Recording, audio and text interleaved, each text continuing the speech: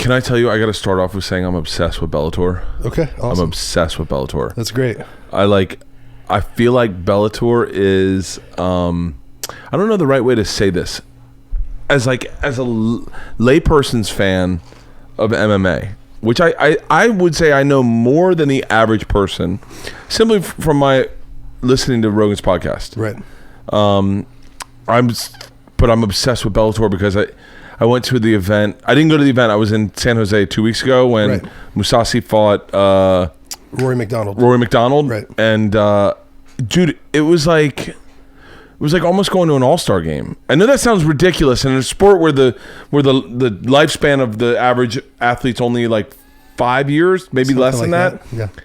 It was like fucking Rampage was there. Yeah. Chael Sonnen was there. Yeah. Like, and then I listened to Vanderlei Silva. Yeah, it was fucking amazing. Yeah. And then I listened to you on Rogan yesterday. I'm gonna fucking make you revisit some of that interview because it was the best interview you've done on Rogan, in my opinion, yet. Because I didn't realize your history with jiu-jitsu. Yeah. I didn't realize your dad's history with mixed martial arts or martial arts in general. Well, that was Raphael's dad. No, your dad. No, that was. Weren't you talking last night about your dad's from Oklahoma? No, that's Raphael's dad. That's Raphael's dad? Yeah. Sweet. Hold on. Then who the fuck was on the goddamn podcast? It was me and Raphael. You and Raphael? Both I thought together. that was all you the whole time. No, it was both. Oh man, that's a totally different podcast. No, that's all right. Sweet. Raphael's from Oklahoma? Yeah, him and his dad were the first Americans to be Brazilian Jiu-Jitsu black belts. Okay, let's go back to Bellator then. Okay. So how do you get found by Bellator? So I was a UFC veteran, and I'd been on the Ultimate Fighter TV show. Yeah. That's where you met Brendan. Yes. Yeah. That's where Brendan and I became boys. Yeah. And I moved out to Colorado to be main training partners with him and Shane Carwin, to train underneath Trevor Whitman, who just won MMA Coach of the Year. And just a bunch of studs were out there in Colorado. People like Rashad Evans were coming through, George St. Pierre. We kind of had this relationship with TriStar out of Montreal. And then Greg Jackson's academy out of Albuquerque, and people would come to Denver to be at the high altitude. Really? And so it was just a fantastic training camp to be part of. And so, yeah, I was kind of the young gun. I got into fighting professionally at 19 years old. I'm 31 now. But I had 5 years where I took off some time and went to the Congo, did work there. I'm fascinated by how that even transpired. But I want to get to that. But yeah. I'm fascinated with Bellator. Yeah. I'm fascinated with Bellator because I feel like what they're doing right, by the way, I know nothing, okay? Okay. But what they're doing right, the UFC is doing wrong. I agree. Okay. I agree. So now, you tell me your opinion first. Where do you see the... I see Bellator putting fighters first. Yes. Fighters first and their best interests first, and treating you like a real person and not I support the UFC too because they're the biggest guys out there. Yeah. I love a lot of the fighters. I love a lot of the staff. I love Joe. I love a lot of people there. But you can get lost in the shuffle and you can be treated kind of like cattle, if that makes sense. Well, it bums me out because I see people get phased out too quick. Yeah, phased out too quick. And then also it's just, you can be the champion of your division. You can be the champion. Joe and I were talking about it yesterday on the podcast with Raphael, how Tony Ferguson, had a work-related injury. He's there on set for, I think it was Fox, talking about the UFC. He tripped over some cables and cords, tore his knee, and he's just on a killer win streak, and he gets his championship belt taken away from him before he can even rehab, before he can even do that, just because they want to keep shaking stuff up. So he got stripped of his title, I think unfairly, unjustly. Joe thinks that as well. Yeah. And then you can be the champion, and I think that if you're in renegotiations, that's whenever you see champions start having their names tarnished, and people start talking trash about them in the media. So like UFC staff does. Yeah. So Bellator is different in the fact that they're making it unique and fun. They're kind of bringing back the Pride style days, Pride fighting. So for because I think anyone listens to my podcast, if they know MMA in general, they're kind of like I already get that, but I feel like I get a lot of listeners who go, "I'm fascinated by MMA, but I get lost in and some of the history of it." So like, the UFC started with the Gracie brothers, starting that company, 1993, and basically coming up with the idea of the octagon. Right. But before that, there was Pride and K1. K1 was kickboxing. Yeah. So, and Pride was MMA. And Pride was in boxing rings in Japan. Yep. By the way, I am guessing a lot of this. Okay, like, you get it. Like, just like, this is when I say, like, I'm a lay fan. Like, I kind of know. Yeah. But that, and then, okay, now this is where I start to get really off. Okay. Pride also had problems because some of the fights were fixed. That's what they say. Allegedly, some of the fights are fixed. None of that has been proven, I don't think. There might, if people dig into it, there might be one that was fixed, and that might have been between the two fighters. But that's even slipping my mind who it was. Yeah. That it was all allegedly. There was the Yakuza helped run Pride. Who's the Japanese guy that is by the way, I'd love to see him fight in Bellator. I think he might be too old, but Sakuraba, is that what you're thinking of? What's his first name? No. Fucking big motherfucker. Tattoos on his neck. Lives in Japan. Dialed in with the Yakuza. Oh wow. Osas, not. I know him. I actually know him, and his name's slipping my mind. Where the fuck are you, Boston? I'm looking at it. But like, I listened to those stories about K1, and then that was where there was the great, this is why I don't host an MMA podcast. There was that great wrestler who... Mark Coleman and Kevin Randleman both were really great wrestlers. And they fought in Pride. They did. And then that's where Fedor became a legend. And people will say that some fans will say his fights were fixed. They weren't. His fights, they gave him some very interesting matchups. Fedor was the fucking Russian, right? The Russian that was 30-0 with the mouth guard with the teeth. Nope. Who's that? Do you know what I'm talking about? I know. There's been several guys that have had mouth guards. There was a string of Russians that scared the living fuck out of me for a period of time. Well, Fedor would scare everybody because he was just emotionless. He was just ice cold. You would never get him to smile. You would never get him to show any hate. He was just flat. You couldn't see anything except this gaze in his eyes, and it like froze your soul. I know you're not afraid. Do you get afraid going into a fight? No, just in life, like, because by the way, I'm afraid a lot, but I'm ballsy. I'm ballsy. If today I was walking back I got coffee this morning for me and my wife, and this guy went flying down our street, and I yelled out. It's so funny. I knew you were coming over here, and I don't know if it's because I knew you were coming over here, so I felt tough. But I was like, "Hey, slow the fuck down!" And the guy slowed down, and then he backed up, and he's like, "What the fuck did you say?" And in that moment, I'm like, I do not know how to fight this guy. All I am hoping is that my coffee's hot enough that it burns him, and then I throw it in his car and him fucking ruin his cell phone. But do you get scared in life? You blind him, man. I'd hope to blind him. There's no way I can fight him with vision. Do you get scared in life?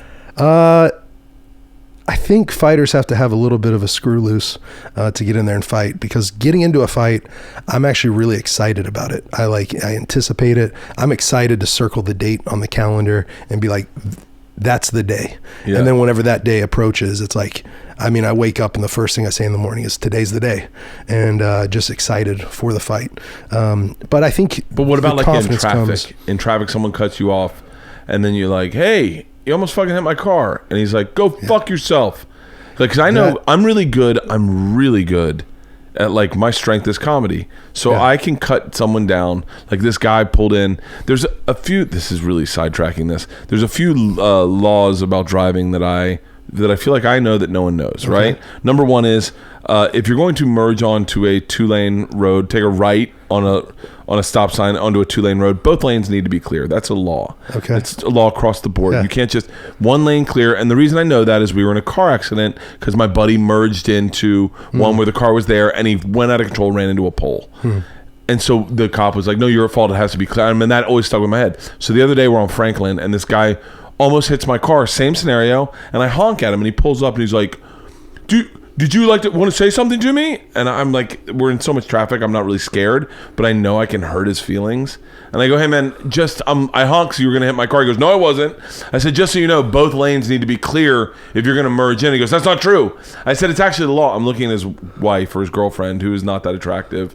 And I go, and I say, and the guy's probably younger than me, I say, dude, it's the law. Why don't you have your fat mom Google it? And it's his girlfriend. Uh-oh. And it shut him down. And he went, what the fuck? And then I turned left. And I was like, he's going to be up tonight thinking about that one. Yeah. You just dealt with a pro, Captain.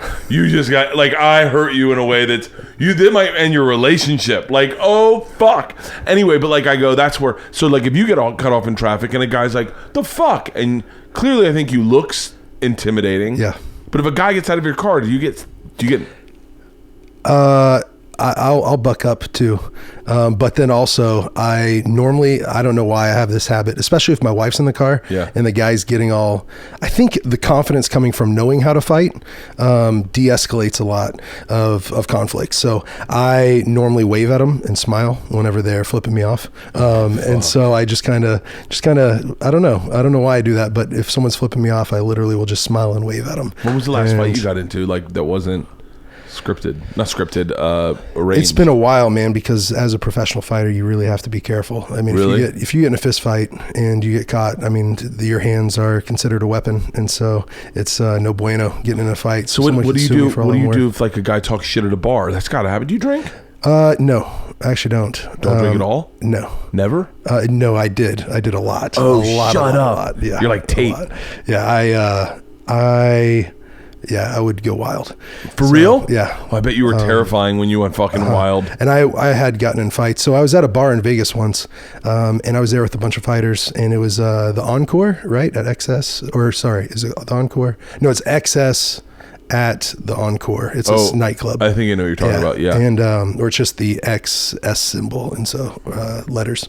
And I'm there, and we're partying, and I go to the restroom, and I'm at the urinal, and this guy next to me looks over and says, "Oh, Justin Wren." I'm like, "Hey man, what's up?" He goes, "I could beat you in a fight." And and I'm like, and I just pat him on the back. I go, "Okay, bro." He goes, "No, really, I could beat you in a fight."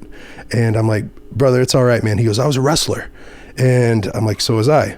And I was a national champ." And he's like, "But I know I could beat you in a fight." I'm like, "All right, man." So I go and I start washing my hands, and he comes and washes his hands, and he's still just kind of talking. And so I get done. I go, "Okay, man, if you want to fight, let's fight." And I was just kind of joking. Like I didn't think he would really try anything. So he shot a double leg on me and drove my back right into the wall.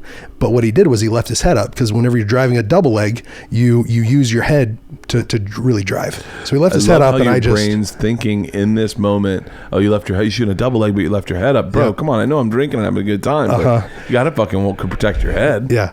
So I just sunk in the tightest guillotine choke I probably ever have on somebody, and in about 3 to 5 seconds he was just completely out, but I was still holding him up. So I let him go, and he folded where he was laying on his arms, both arms underneath him, and he was just snoring. And I walk out, and my buddies are like, "You look flustered, what's going on?" I go, "Man, I just got in a fight in the bathroom." They're like, "What? No way." And so we ended up leaving right after that, but it was pretty wild. So those kind of fights can happen. So that's why I kind of avoided bars for a little bit. So wait, did you have a day that you go, "I'm done drinking today"? Yeah, it was 8 years, 4 months. No, 8 years, 5 months. And you have the app on your phone? No, 11 days ago. I just know it. Oh, really? So Cinco de Mayo of 2010. So I wonder respective to, like, I talked to Greg Fitzsimmons last night, and he was like, "No, I quit drinking New Year's Day." Like, I wonder how many days, I wonder how many people have their sobriety March 18th, the day after St. Patty's Day. Oh, yeah. I wonder how many people get it on Cinco de Mayo. Wait, what was do you mind talking about it? Yeah, absolutely. So I just got to the point to where I couldn't handle it. I became an alcoholic in a bad way, where it was just... How old were you? I was 23. Before you did Ultimate Fighter? No, I was on the Ultimate Fighter when I was 21, 22. So wait, okay, so it was after back. So you were drinking on Ultimate Fighter? Yeah, I had a hardcore oxy addiction. What? So yeah, man, it was bad. Shut the fuck up. I would piggyback everything. So anything and everything that was around, I would use. So it got to the point to where there was an 8-week binge where I don't really remember a thing. And this happened numerous times, but I'm supposed to be helping guys train for fights. Shane Carwin was getting ready to fight Brock Lesnar. I'm one of his main training partners with Brendan Schaub. He's getting ready for the World Heavyweight Championship, and I'm not even showing up for practice because I'm just messed up. And so the oxy got to the point where I had 3 different doctors, 3 different states. I would get 30 from one, 60 from another, 90 from another doctor. So Colorado, Texas, and Iowa. I would wrestle in Iowa, went to the Olympic Training Center, and then also MMA in Colorado, and then my family's from Texas. So I just make the rounds to make sure I get all my fix with the pills. So I had a real excuse at first. I had broke my elbow, dislocated it, tore the ulnar collateral ligament. I had to wait 4 months to get surgery, and all they could give me was Oxycontin. And so my ligament was completely severed. But man, I think the average it takes to get hooked on it is only like 9 or 10 days. And I was on it for 4 months. And so I needed it for the pain, but I really liked that it numbed like some of the depression. I didn't know if I was going to be able to fight again. And so I would have really highs and big lows, and fighters have that. It's, I don't know, maybe entertainers as well. But I think we both share from the same wave pool. Okay. Of like this is the thing that will change my life. This is the thing. This is the next prize fight, or this special, or this tour, or this training camp. Like I know for a fact, I feel like there's a kinship with training camps and with getting ready for a special. Oh, I bet. Yeah. I feel like there's definitely like this almost micro focus of like I was saying to someone, I got to the point on my last special where I could tell you how many hours I'd been on stage. And I was obsessed with running this special. I was like, if I can run it 100 times, and then I went, I bet if I can run it 150 times, it'll be that much better. Wow. And within those last 50 times, I changed the setup of it maybe 40 different ways. Wow. And then I got obsessed with it. Yeah. And I was videotaping every set and watching clips. I would say there's a big correlation. So yeah. So we'd be training 2 or 3 times a day, 6 days a week.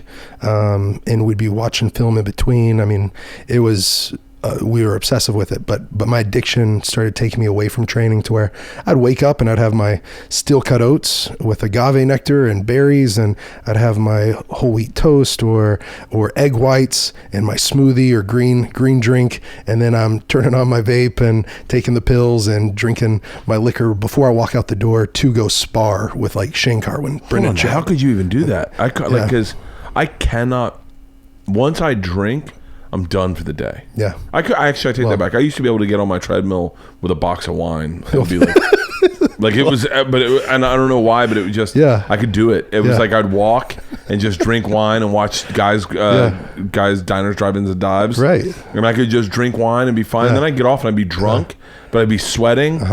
But how could you drink? I think I got chemically dependent on the pills, and then I would just, I don't know, something about having a drink with it and having, just piggybacking stuff would make the pills a little bit better. And could you work out on pills? Really? Yeah, I could. I remember my fight, on the finale of The Ultimate Fighter, I was using right up until day of weigh-ins. And so, I mean, it was bad. I was chemically dependent on it to where, eating with a fork, food would fall off the fork because my hands were shaking if I was trying to get off, right? And so it felt like I would either sweat through the bed or shake the bed off the bed frame almost because I was shaking so much. And so it just drive me right back to the pills. And so the rock bottom moment for me before Cinco de Mayo of 2010, I got a voicemail from my best friend. I was basically a missing person for 8 weeks. My parents had broken into my house.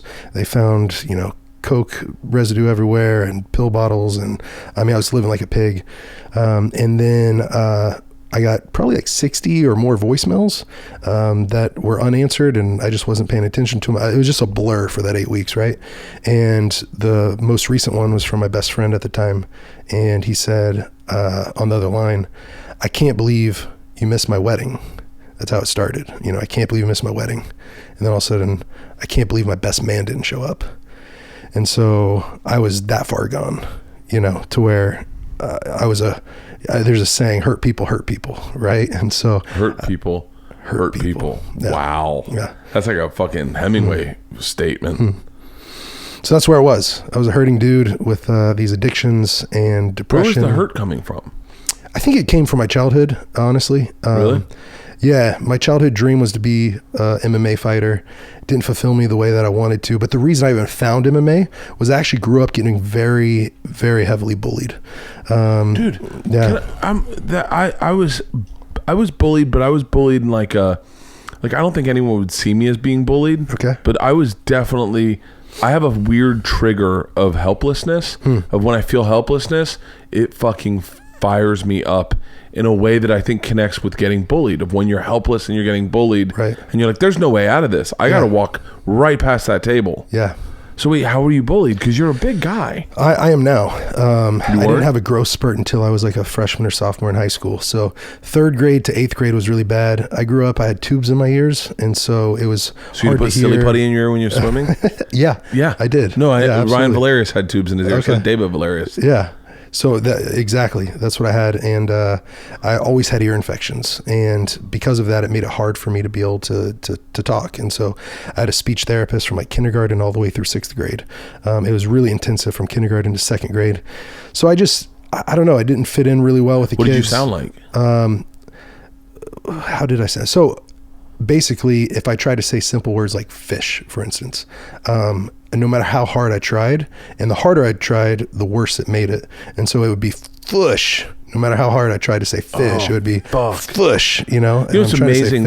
I know a comic who has a speech impediment. Okay. I never noticed it. Like, I don't, like my daughters, if my daughters show up, I'll have my one daughter talk to you, and they should show up in a second. Okay. But my youngest, both of my daughters have a speech impediment. I have a speech impediment. I went to a speech pathologist for like 4 years growing up. Awesome. To try to speak. Yeah. It does help. But I don't notice it. It doesn't register with me. And I don't notice it in me at all. I don't notice it in other people either, though. Like, it just doesn't register. And I was sitting having a beer with this one kid, and he was like, yeah, it really fucks with my head because people think I'm stupid. Yeah. The harder I would try, the worse it would make it. Really? And so either the fush would come out or sometimes I'd stutter. You have no speech impediment whatsoever right now. No, I worked on it. I mean, I went to work trying to make sure that I could say everything right. But sometimes if I get up and I have to speak in front of a group, I'll have times where things start to kind of sort of catch up on me to where are you an only child? I am. So my mom almost had... She had severe complications, and anyways, they had to tie her tubes, and she couldn't have any more kids after me. And so, yeah, I was the only child. I had a great mom, and then I sat at the dad around. Yeah, dad was around. He's severely like bipolar, and doesn't get treatment for it. So that was rough growing up with that. I'm so sorry to like get into this. No, you're good. What does a bipolar dad look like? Because I feel like I know that I've had friends that are bipolar, but I can never really, I always get that confused with manic. Right. So what does like a bipolar dad look like? I don't think my dad struggles with the manic too much, but he does struggle with incredible mood swings to where he could be the most personable, charismatic guy that could, like that saying, I don't know if it's correct or not, but he's never met a stranger. Yeah. I mean, he just makes friends with anyone and everyone. On elevators, all of a sudden he's getting off and laughing with people that he just got on the elevator with. Yeah. And then all of a sudden it can be a big outburst to where he gets into the hotel room from the elevator and something sets him off to where he's, throwing stuff all over the place. And it's like, you were just fine and great and having a great time with these random people. Now you come in, you're around your family, and now you have this explosion. So it's pretty wild. And so for that, I didn't feel like he was a real safe place to go tell that I was getting bullied. And a kid doesn't want to tell their parents that they're not the cool kid at school or that they don't really fit in at all. That's my biggest fear with my kids is that they're afraid. Like my daughter fell. Right now, everyone's like, get back to his fucking story, Bert. No, my daughter fell on a rock one time. This was the silliest thing. Knocked the wind out of herself in London. And she was crying inconsolably. And it's dark. I'm drunk. We're in London. My friend's with his dog. My other daughter's running around. Everyone's laughing. And she's crying. I'm like, baby, come on. You got to calm down.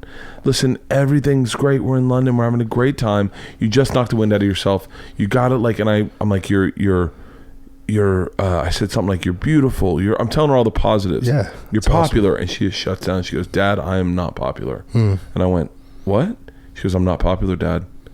And it was almost like, it's weird because I don't really give a fuck if my kids are popular. Right. They have friends, but they're not like the cool girl. And then I, of course, went on to slut shame whoever was popular. But my point was, like, it is a weird thing as a kid, is you don't want your parents to not know you're not cruising through life. Yeah. So in a weird thing, the one safe place you should fall, you keep to yourself, which just causes more anxiety. Mm-hmm. And man, Bert, I want to applaud you for being a family man. I mean, meeting your wife, your mama bear, and then your kids. I mean, it's cool to see how you are a family man. It's I tell you, to be dead honest with you, I was more dialed into being this guy than I was being a boyfriend or being cool. Like, I was always waiting for the time where I could have a family. Yeah. Like, I remember saying to my wife, like, when we first started dating, she's like, we're going to buy a house and we're going to flip it. We're going to get another house. And I was like, I just want one house. I want one house. I want us to grow up there. I want it to be our house. I don't ever want to leave there. And literally now my daughters are like, oh, Dad, we can't leave. They're opening a burger restaurant down the street. And I'm like, oh yeah, we should definitely stay until they open the burger restaurant. By the way, this burger restaurant's taking fucking forever. Yeah. But so go back to your, I'm sorry. No, it's great. No, I do want to applaud you for that. That's cool. I mean, I look up to that. That's neat. How you are with your family. So, because I'm a husband now, almost 4 years. We're thinking about having kids. And so if I could. How old are you? 30, 34? 31. 31? Oh, yeah. Dude, you're right in the sweet zone. Yeah. That's right when you start having kids and you're still a young parent. You're not like Segura or Burr, these old fucking dads who just fucking, I said to Tom, I go, you're going to have to keep up this career for 18 years. And he was like, huh? I was like, dude, you just started being like, you're going to have to keep this going for 18 years. I got to keep it going for 5 more years. 5 more years and I'm done. I can retire and go live with my wife on an island. Tom's going to do it for 18 fucking years. Fuck that. Oh, starting when you're young, it's a fun parent. It's a fun, it's the best because at your age right now is when everyone's starting families and you're locked in. You know what you wanted. You know what you want. You know where you're going. It's a great time, man. I'm jealous because I look back at those moments and I go, God, I was saying to Bill Burr the other day, I was like, I'm glad I was broke having kids. I would love to have been rich, but like, I'm glad that I did it when I didn't care. Like, I just, you're young, right? You got your whole life ahead of you, which we're going to get talked to about everything about you, but I want to go back to your childhood. Yeah. So I would sit at the lunch table by myself. I got pelted. That's one thing of bullying people don't really look at. I mean, Fight for the Forgotten, our organization's getting into bullying prevention this year. We've been doing that the whole year. And the reason is the way that I grew up getting bullied. And so exclusion's one of them. But really, bullying it's not just teasing, but it's got to be peer-to-peer, like abuse, right? Yeah. And so I would get pelted in the back of the head with chocolate milk spit wads or food or fist a lot. Yeah. And I just remember... I'll tell you one story. My middle school crush, her name was Jennifer, and mine too. Yeah, Jennifer same Stevens, name. Jennifer Stevens. Okay, all right. Well, so Jennifer, I really, really, wanted to impress her, and so I wanted to catch her eye, and I never could because she was in the cool group, right? And so, but one day came and. They were passing out invitations and I got one. I got an invitation to her birthday party. On it said costume contest, winner gets a prize. Everyone at school started talking about what they're going to wear. Spider-Man, Batman, all this different stuff. I knew that she loved Transformers and her favorite was Optimus Prime. And so I did my research. I'm 13 years old and I'm getting all into it. And then I knew her dad worked at Dr. Pepper, was like an executive there or something, a big dog at Dr. Pepper. So much so that they had a Dr. Pepper like machine in their house, 13 years old, 8th grade. You think that's really cool. You don't have to pay for it. You just push the button, it pops out. Yeah. Their living room was decorated with Dr. Pepper vintage stuff. And I heard the rumors around school. So the winner was going to get a Dr. Pepper gumball machine. So that was cool too. Dr. Pepper flavored gumballs. So and Texas, Dr. Pepper's like king. Everyone wants Dr. Pepper in Texas for some reason. Where in Texas? Dallas, Fort Worth. Oh yeah. So there's a big plant there for Dr. Pepper. And so I, with my mom, we grew up in the country. We had some duct tape and I remember her helping me transform into what I called Optimus Pepper, or Dr. Optimus Pepper. And so from head to toe, with duct tape and cardboard boxes, 24 pack on my head as a helmet, chest plate, I had 12 packs on my arms, I had a shield and a sword. And I remember going to her house, and Mimi opened the door, her grandmother, and she said, Jennifer is going to love this. And so I walk in, chest kind of puffed out, like I've done all my research, I'm about to impress her. Mimi stopped me at the Dr. Pepper machine, and I got to push the button and get that and go to the backyard. And whenever I opened the door, I remember being greeted by my peers, or just seeing all my peers, and got blasted with a couple of flashes of light. My eyes adjust, and I look out, and there's not one single person that's dressed up. And I hear the sound of laughter and fingers pointing. And then I hear Jennifer say, I can't believe you thought you were good enough to come to my party. And then right next to her, Tyler said, you're worthless. And then right next to, or the other side of Jennifer, was my notorious middle school bully, also named Justin, who organized it. And so he said, you should just kill yourself. And so when he said you should just kill yourself, I was like, it was brutal. You know, you're 13 years old, so you believe the things people say about you. Yeah. And so I remember thinking, like, I'm worthless, I'm not good enough, and really contemplating maybe I should kill myself. And so that's whenever the biggest battle of my life, the biggest fight, I'm a fighter, but the biggest fight I've ever battled was depression and suicidal ideation, for sure. Do you feel like those moments leave like a DNA imprint on you where you go, oh, I'm going to be battling this one moment for the rest of my life? Like, I've got these moments that, in a weird way, like my mom used to call them your nooks and crannies, the things the thumbprints that make you into who you are. So I remember I wanted to get on medication one time. I was like, I don't think my brain's right. Like, I think that I'm dealing with a lot of stuff that I can't really figure out. I'd quit drinking, and I'd quit drinking for, I think, total of 8 months. But in the process, I was like, I think I'm still having anxiety really bad. And my mom's like, oh, honey, those are your nooks and crannies. That's what makes you an artist. By the way, this is the worst fucking advice you could ever give to any human being. So if you're dealing with something and you want to fix it, just fucking fix it. And so my mom and dad, and then my dad was like, you should just start drinking again. And I was like, oh, cool. And so I just did that for the next fucking 15 years. But like, do you feel like those things almost stamp you with depression when... I think that it sets you up for a lifelong battle of times and periods, but it's an indicator that it could be something that follows you for the rest of your life. But now I want to use it as a way to encourage kids that are going through the same thing now, because how do you find that? How do you bridge that gap though?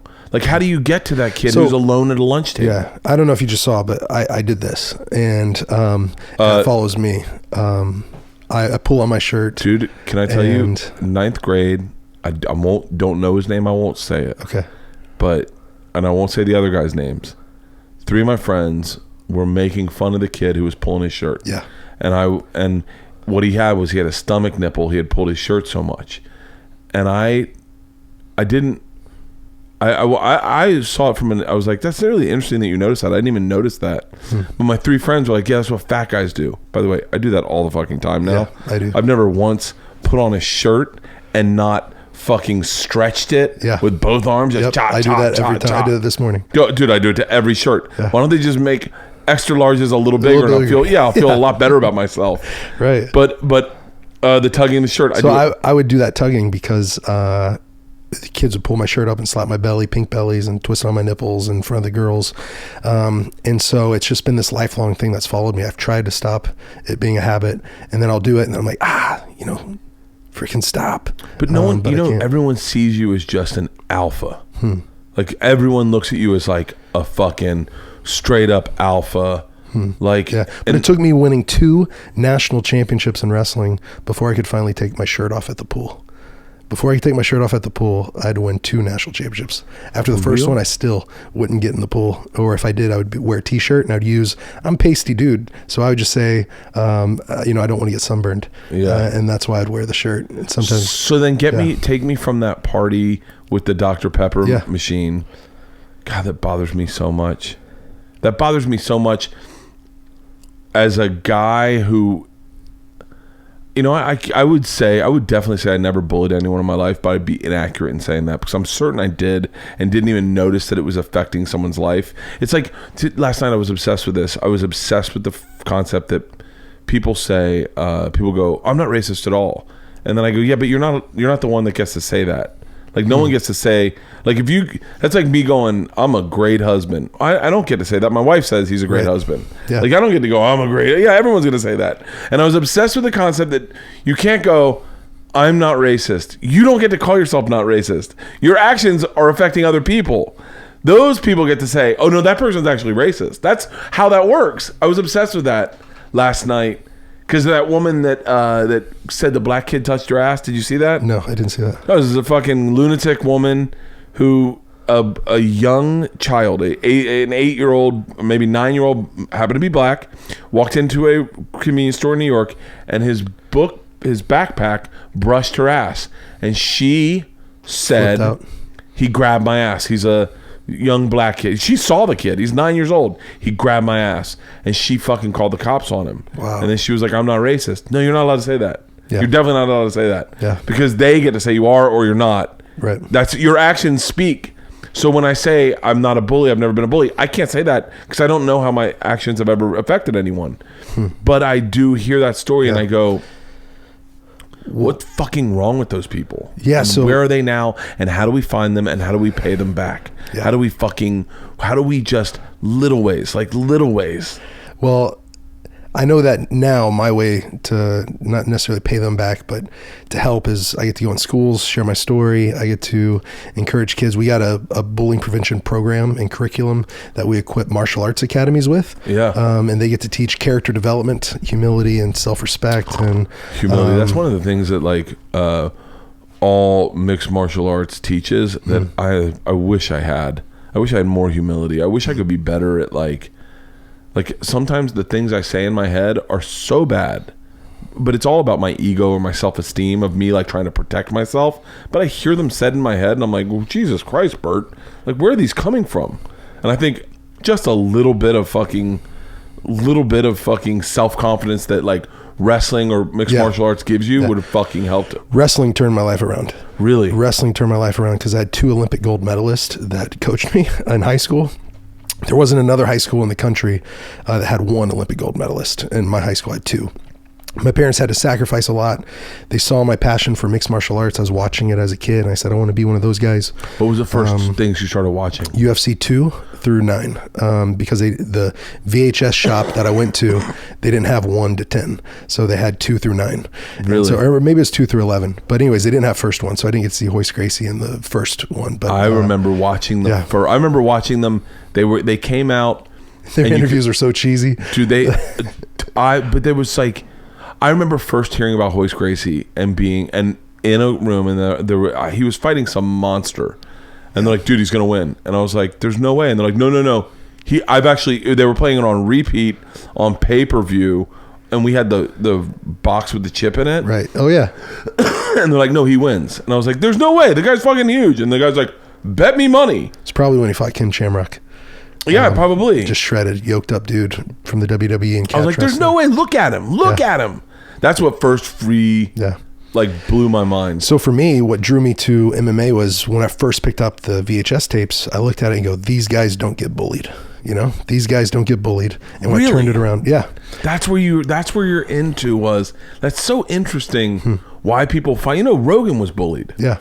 Like, I mean, I don't want to speak for Joe. I don't ever like speaking for Joe. It's always his story to tell. Right. But I know that he was not. He felt bullied and found solace in mixed martial arts. Yeah. I think that's fucking fascinating. So there's like 3.9 million youth that are in martial arts in the United States. Probably half of them. When we talk with martial arts instructors and when we talk with parents, it's almost always their kids find mixed or martial arts because they're being bullied.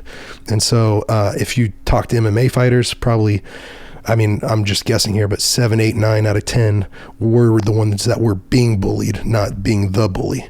And so most fighters grew up getting bullied. And so it's a unique thing. martial arts teaches you, it's an outlet first. I mean, physical, to where you get to sweat out the toxins, physically, but also emotionally, and get that toxic stuff out of you. You get to have an outlet of passion, a focus, a purpose. And it really started to change my life, because so in just a few short years, I went from sitting at the lunch table by myself, getting, the laughing stock of the whole school, very premeditated stuff, to transfer it out. I wasn't very good at first when I started wrestling. I won one match by 1 point in my first year of wrestling. So I wasn't very good. And in that one, the guy kind of slipped and I fell on top of him. And so, but I had those coaches, they loved on me, they guided me, they told me to write down my dreams and put them somewhere I could see them. I had a purpose to work towards. I remember they told me write down state champion, and they made me a state champion, or did that, became a state champion. Then I upped it to national champion.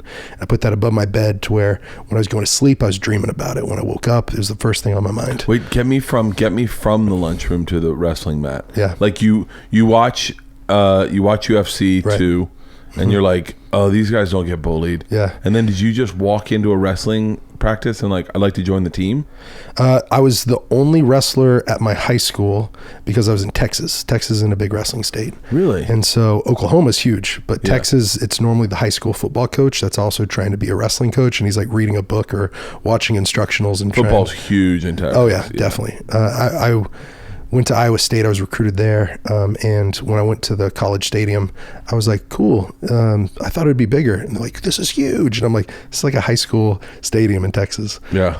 And so football's king in Texas. And so I went from wrestling by myself on a club team and still being bullied at that school to being kicked out, because I went from being bullied and then standing up against a bully, but because it turned into a physical fight, we both got in trouble, and I got expelled from the school.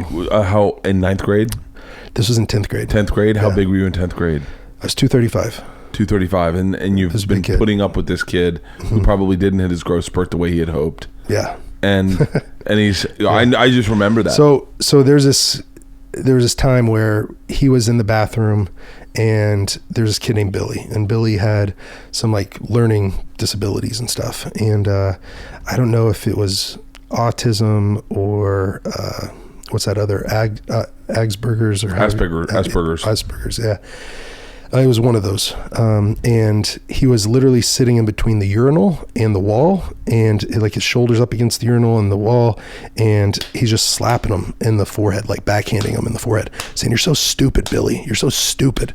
Just backhanding him in the forehead. And I said, "Hey, stop, Billy, get up. Stop hitting him." He turns around, just decks me in the face, hit me right in the mouth.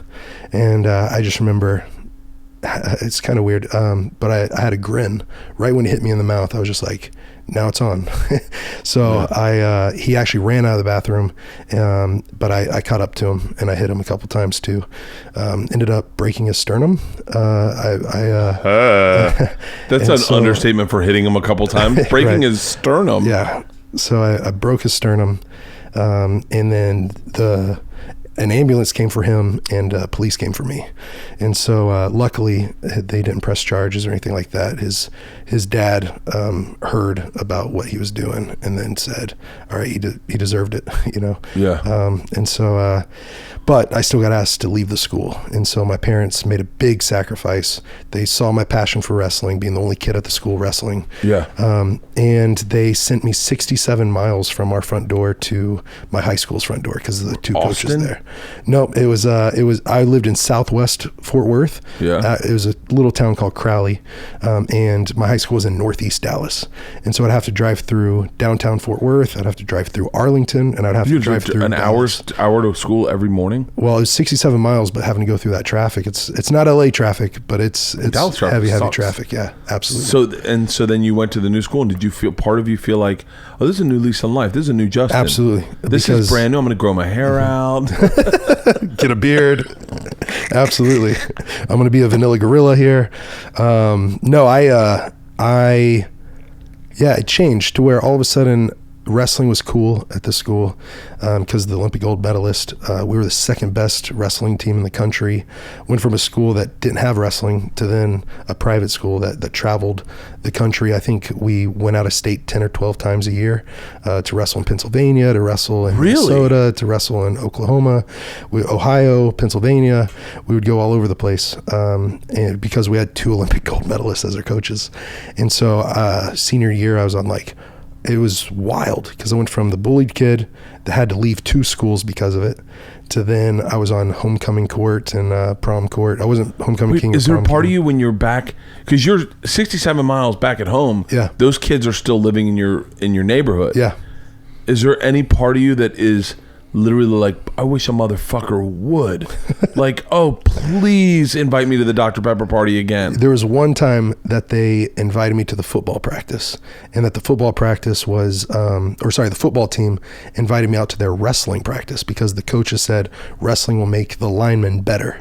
And so, which is true. Ray Lewis was a great wrestler. I bet he was. Yeah. There's a guy named Stephen Neal who didn't even play college football. He was a college wrestler, and then he went into the NFL, and he was a Pro Bowler 4 or 5 different times with the New England Patriots. Wow. Just because he was a good wrestler, he could go into being an offensive lineman and just dominate. So they invited me out to the wrestling practice, and I remember just going there, and it was my world. It was wrestling, and it was kind of king of the mat. And so those guys, a couple of them that had bullied me growing up, were having to face me on the wrestling mat. And so I remember just over and over and over getting out. Oh my God, I bet there's no drug that can feed that kind of fucking energy where you're like, oh, this is going to be fun. Yeah, it was fun. It was fun. It was a little bit embarrassing for them, but it was fun. Have you run into any of those old bullies? I have. One reached out, Tyler. He reached out, and he's had a big life change. I feel like he's doing good things in the community. Christian. Yeah. And he's Christian, man. Christianity. I tell you what, it's amazing. It's amazing. The fucking I think he's guys, like a youth pastor now. Or something. Yeah. Dude, I don't ever shit on religion. I'll tell you that right now. Yeah. I don't. I'm not super religious. I believe in something. I grew up Catholic. Okay. But it's so fucking interesting. Yeah. The people who find God now at my age and are fucking full blown into religion. And it's almost like, hey, you got to wash me clean of those sins that I did as a kid. And you're like, I think you need a little more than that. I think just you go into Guatemala to dig some wells is different than, I think you got to find God more for me. I'm speaking about someone very in particular that was I ran into, and they're like, yeah, man, I found God. And you're like, that's great. I want more. I need more. I need more repentance. But yeah, I knew it, Christian. Yeah. And and then the other guy, the one that organized it all, he, after I was on The Ultimate Fighter, they were all at a sushi restaurant. It was kind of like that same party. Oh, he's still young at this time, by the way. Yeah, 22. 22 years old. 22. He's still young at this time. Yeah. Fuck. And he had gotten out of the military, and he had, I think he was I don't know if it was dishonorably or injured or something like that, discharged. And okay, keep going. He said that he was a fighter pilot, but it turned out he was a load master instead. So he would load the plane, which is still something great, being in our military, but he exaggerated, said that he was a fighter pilot and different things like that. But anyways, they invite me to sit down with them at the sushi restaurant, and it took everything in me to actually sit down with that group that was at the party. But I did. I sat down for a few minutes, and then a couple of them were like, man, especially the guy that organized it all, his name was Justin. He said, if we knew that you were going to be this big bad fighter, we would have never bullied you the way that we did. And I'm like, oh, so now you wouldn't have bullied me. and so I don't know. I was just so uncomfortable with it. I didn't really know what to do. I said I was going to go to the bathroom, and I did, but then I just ended up leaving the restaurant. I just didn't want to be around them. So it's crazy how stuff like that can still... It's a high road you got to take in those moments, I think. I just recently started taking a high road. I dated a girl who cheated on me, and I think I always had there's part of me that felt like I needed to tell the truth about it. And I used to talk about it on stage because I felt like there was a truth that needed to be. I felt like this is a problem with my stand-up, is I feel like if I'm not 100% honest about certain things, I feel like there's kids going through what I went through, and they feel like if they knew that I went through it and I'm on the other side of it, that it might make their path through it easier. I wish I was being less specific. I wish I was being more specific, but I can't be more specific because I'm just now trying to process it. Right. The whole point is, I got cheated on and I got a venereal disease. And I used to talk about this on stage. And I was trying to be funny, but then recently I went, I'm not really sharing the whole truth because I wasn't the best boyfriend. And maybe I drove her away, and maybe it's not her fault that she cheated on me. And maybe it's not, like and then I started going, you know what, I think I should start taking the high road and not talk about it at all. Not based on my experience with it, but based on hers. She's a human being also, and maybe she doesn't need me, I don't say her name or anything, but trashing the memory of her. You know what I mean? Right. It's, I guess, and there is a way where you do take a high road where you're like, I'm in a better place right now. You guys fucked me up. That fucked me up pretty bad, but I'm better where I am today. Yeah. Does that make sense? Yeah, no, it does. It does. And then, so fighting, I just threw myself at it. But I think I set myself up for failure where it became my identity. It became like everything that I was. And then when I got injured and I was told I only had a 30% chance to ever compete again, that screwed with my head. I mean, that messed me up because I didn't know, it was one, I had to wait for 4 months to get surgery. Then I was out another year. I was living at the Olympic Training Center at the time. I had to leave there and get rehabbed up. I fell into the addiction, started a downward spiral. And then for me, man, I don't know if you know this, but I went and I lived in the Congo for I do know that. Year. I know that. I remember the first time I heard you telling that story, and I was like, what the fuck? Like, what a fucking interesting journey. Like, and I was like, how did he, like, I remember hearing that and going like I used to listen to Rogan a lot when I was on the road for Travel Channel, and I'd hit play and I'd like wake up and hear, and I'd be still listening to it. And I was one of those times I was in a hotel room and I woke up and you were like, wait, I was like, this is going to sound so ignorant. I didn't know Pygmies were real. Yeah. No, I didn't either. Yeah. I didn't know they were real. And then I was like, you were building wells for them. And I was like, wait, what? And I was like, hold on, I got to backtrack to how you got there. And then it was the middle of the night and I got back, but I've known that story for forever, to the point where if anyone brings your name up, I go, oh, Big Pygmy. There you go. But how do you get from where you were to there? Yeah. So that's a pretty wild story. Yeah, it's real wild. But I just started volunteering on the around town because, man, my life was just all about me. Jesus Christ! I feel like you're talking to me through a higher power. I just had that meeting I just had. Yeah. I had mentioned something about doing something for a charity and like. Because I feel like my life is all about me. I feel like I am so focused on my path that I feel like it's sometimes, I feel like it's a little easier to go through life when you're doing things for other people, as opposed to, I think it's really unhealthy to just, everything's about you. Yeah. But I apologize, but no, keep you're going. Good, man. No, and so I was at a place where I was fighting against people, but I had this idea, would it be better to fight for people?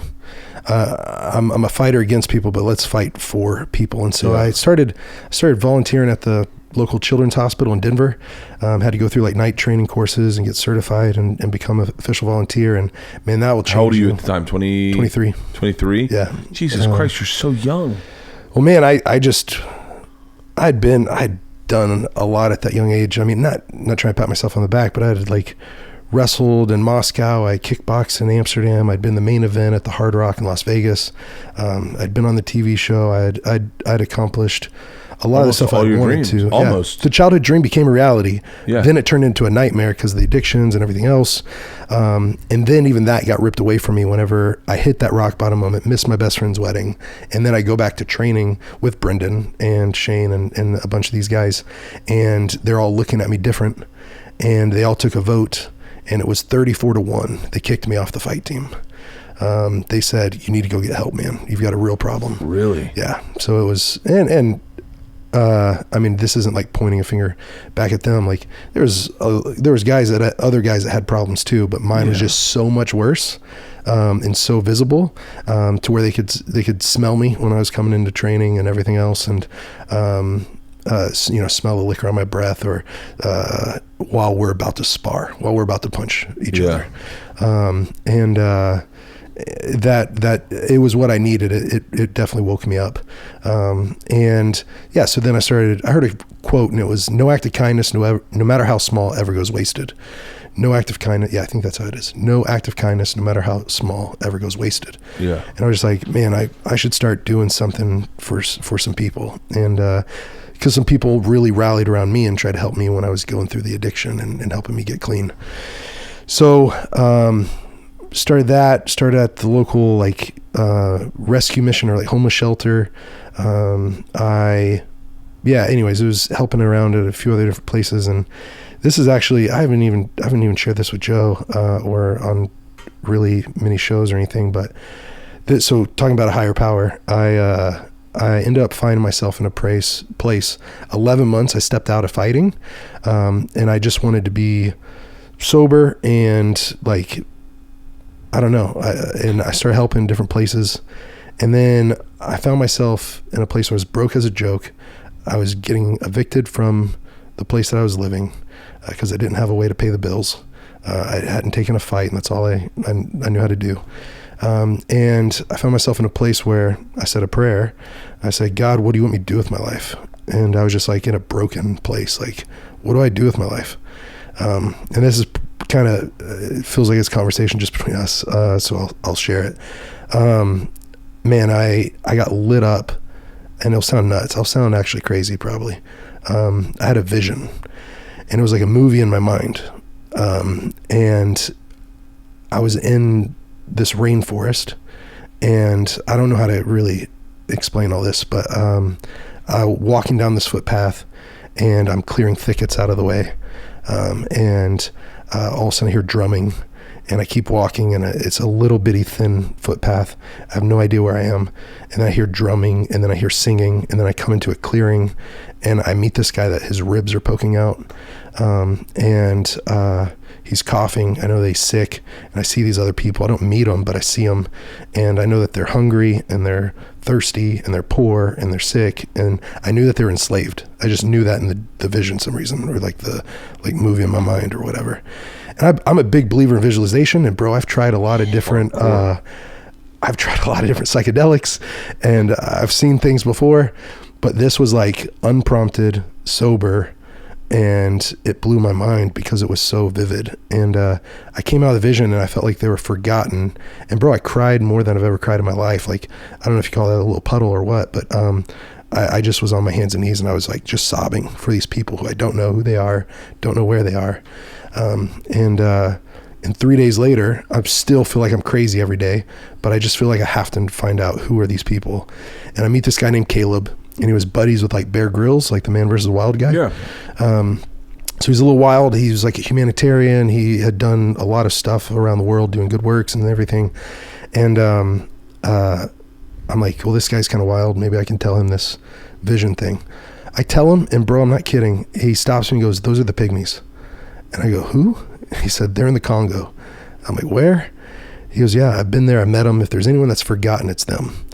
And he goes, "I was supposed to go in 3.5 weeks from now, but my team I was taking, we were going to go take he called it a scout trip, where assess their needs and see if they could help them in any way."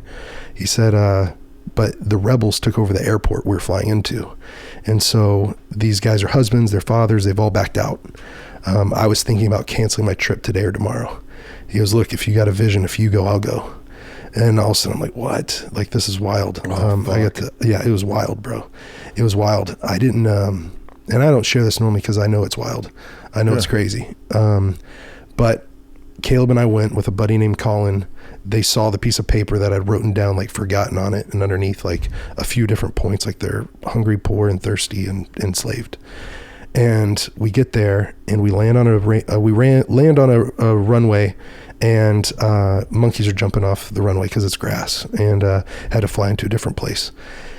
And we get out, we drive a few hours on the I don't even think you can actually call them roads. There was no tarmac anytime that we were there, or concrete or cement or anything. It was just dirt roads with huge potholes. We get out, we hike into this rainforest to where we're literally having to clear the path with machetes, and we're walking, or at least our translator was. And then all of a sudden we hear drumming, then we hear singing. First guy I meet has tuberculosis. His ribs are poking out and he's coughing and coughing. And then we stay with him a few days, and a few days later, the chief pulls us to the side, and Caleb and Colin were like, "This is your vision, bro." Yeah. Like this is your vision. And it was, but I couldn't like comprehend it or like digest it yet. And it wasn't until like the third day that the chief pulled us to the side and said, "Look, everyone else calls us the forest people, but we call ourselves the forgotten." And we said, "Forgotten?" It's made me start tearing up again, and just thinking about the vision and what am I supposed to do? Like, their problems are so big, and I'm so small. And, you know, seeing people literally dying of tuberculosis, of dirty water, of all this stuff, it was like way too big. And I got this visual of, if I did try to dedicate my life to this or try to help in any way, it would be like trying to empty the ocean with an eyedropper. Like, the problem's way too big, and it's just like drop by drop, you know, trying to empty the ocean. And so what impact could I actually ever make? And so I felt so small, felt almost angry that I went there, and like, let me just go back to my life and fight. Like, it messed me up, man. It messed me up because the second trip I took, and it's kind of funny, the Pygmies, like, a lot of them haven't ever even seen a white guy before, or a guy with light skin. Yeah. They don't have body hair or arm hair, or like facial hair. So you walk out of the jungle like Chupacabra. Yeah, absolutely. Like a fucking monster. Absolutely. I've literally walked into a village before, and they've all screamed. Albino ran. gorilla. Yep. Vanilla gorilla. There you go. Yeah. And hide behind a tree. Hide behind trees. There's a video that Jimmy Kimmel played on, and he said they were petting me like a golden retriever because I was the first white guy they'd ever seen. That's and crazy. They were petting my beard and my long hair and my arm hair and everything else. But yeah, I didn't know about the Pygmies. They didn't know about me. And then I was there the second time, and there was this little boy named Andy Bo, and Andy Bo was sick because of the water crisis. He had already lost his dad and his brother because of dirty water. And then Andy Bo's mom was sitting there, and she was cupping the back of his head. I was cupping the back of her hand on the back of his head, and holding his little hand. And that's whenever like the blood came out of his ears. And that's when he died. And so, and that just ripped my heart apart, right? It just changed me. It's gotta be taxing at the end of a day to be over there and see so much sadness, see so much like misery and almost like helplessness. Yeah, I would say so. And then I would also say, bro, that they have something that we don't. They have this deep joy, even though they have nothing. Like, the comic in me can't stop making jokes. You go, they have something we don't, and I go, the ability to get in small places. There you go. Yeah. That's true. Their average height's only 4'7". That's crazy. Yeah, I've seen the pictures of pounds. you with them, and I'm like, oh my God. Yeah. So it's crazy. I never could have had this planned for my life. It was never on my radar. But they adopted me in. They named me Efeosa Mabutimangbo. And you have to say it like that or it doesn't make sense. But Efeosa. Otherwise you're saying headdress. There you go. Well, and then Mabutimangbo. And they've got a lot of cool stuff. So Mabutimangbo means the big pygmy. So that's where my name comes from. I used to be the Viking, and most people can see why. But now I'm the big pygmy. I love the nickname, the big pygmy. Yeah. It's such a great fucking nickname. Thanks. So you go over there the first time. Yeah. And then in that trip, do you go, oh, this is where I'm going to be for a while? Yeah. Yeah. Or no, I left almost confused and mad. But then whenever I got home, I was, first thing that happened was I went to the Atlanta airport, and there's this mom and daughter that are getting ready to go to Haiti because it wasn't too long after the earthquake. Yeah. And so they're going to go do some efforts there, and they had like these team t-shirts and different stuff. And the daughter is getting a Coke, and the mom says, "You need to drink water." And the daughter's like, "Mom, I'm getting a Coke." They don't have Coke in Haiti, which Coke's everywhere. Yeah. Everywhere in the world, there's Coke. You can find it, except for out with the Pygmies. But it's pretty much everywhere. And I'd been to Haiti. I'd already done some stuff whenever the earthquake happened. And I see this mom and daughter fighting over sugar water. So much so that the mom says, "If you drink that Coke, you're grounded. You're grounded for 2 weeks." And the daughter goes, "You can't be serious, Mom." And she gets the Coke anyways and goes, "You're grounded." She goes, "Mom, I hate you," and stormed out of the Popeyes at the airport. Yeah.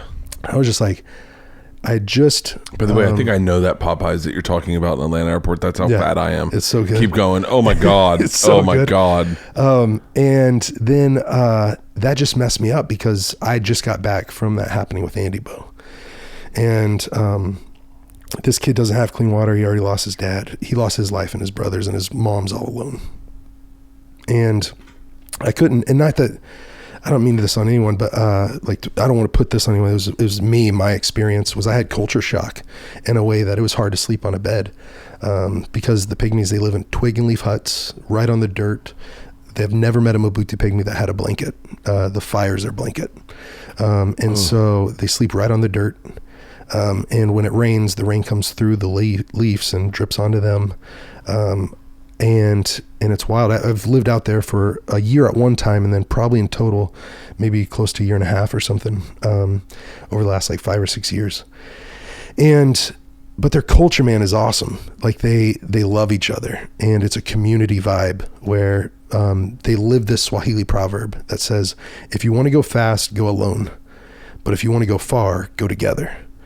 And so they always say they need each other and they help each other. And the only time they go inside their hut, their home, is whenever it's time to go to bed, or if the sun's blasting through the canopy of the rainforest. Yeah. And because they normally set up their camps or their villages in a clearing, that they'll go and take like a little siesta, a little nap or something. But besides that, they're out in the village and they're with each other at all times. Sweet. These are stupid questions, but just good. out of curiosity. So how did their water become dirty? Like you'd assume like if they got this far, they've had clean water. Okay, hang on. My first question is, where's the Congo? Congo's in pretty much Central Africa, but it does touch the west coast, and then it borders Uganda, Rwanda, Burundi. It's underneath Central African Republic on the west side. It's got Cameroon and Gabon. Underneath it, it's got Zambia. So it's it's like legit Africa. Yeah, it's in the it's like legit like yeah. Those parts of Africa are intense, mostly because like South Africa is super doable, and South Africa is scary, but it's very doable because it's almost like westernized. Yeah, but those parts are like. Yeah, so Congo, the eastern Congo where we go is it's got 38 different warring rebel groups. Does that scare you? I've had won't go into it too deep, but I've had machine guns pointed at me and stuff, and really? I've had my wife's first night in the rainforest, actually her first time ever camping was in the rainforest of the Congo with the Pygmies. Oh, Jesus Christ. So she's amazing. And I have a book that we wrote, and the caption with her outside the hut is, "She must really love me," because that was my record night. Her first night, I pulled 5 roaches out of my beard. 5 roaches out of my beard. Oh God, 1 roach out of my beard. While she was there, I got stung by a scorpion on my ankle. That was pretty brutal. And then she had roaches crawl across her neck, mosquitoes all over the place. So she's a special person. Really love you. Yeah, she must really love me. And but there's some funny stuff that happened too, like the different cultures, everything else. Our well drillers that are there, the team that we helped build, I had my hands on the tools of the first 13 water wells. That team's gone on to do like 77 water wells. Hold on, how did their water get dirty? Oh, sorry. So water, really, unless it's coming from a spring, or if it's coming from a well, it's not really potable water to drink, right? So wait, how does that happen? Because you have water. You're in the rainforest, you're in a tropical climate, and inside the water, the animals are drinking from it.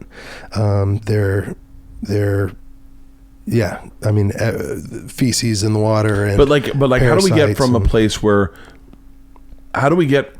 So the average life expectancy of the Pygmies is only 32 years old. Holy shit! 32 years old, and then there's two different stats, but they have the highest child mortality rate in the world as well. Anthropologists call them the most oppressed people group. They live in one of the most toughest climates to live in, tropical climates. There's a lot of disease that spreads and everything else. It's just hot, humid. It's so humid there that you see your own breath. And so you think it's only whenever it's really cold that you see your own breath. Yeah. But whenever it's super hot, super humid, you see your own breath, and there's actually a ring that forms around the moon at night. And so I've seen that. Yeah. I know what you're talking about. Okay. So it's that thick. So the water there has parasites in it. It's got amoebas in it that will go in your stomach and your brain. It's got worms. It's got all sorts of and it's been E. like coli, that for years? typhoid. Yeah, always. Oh wow! And so unless they know how to get clean water, which is, you can't just boil it. Well, technically you can, but it's unrealistic and impractical for someone to every sip of water they ever drink, they have to go collect, which then can be boil, then cool. The people up there in Africa, women and children spend up to 6 hours a day collecting water.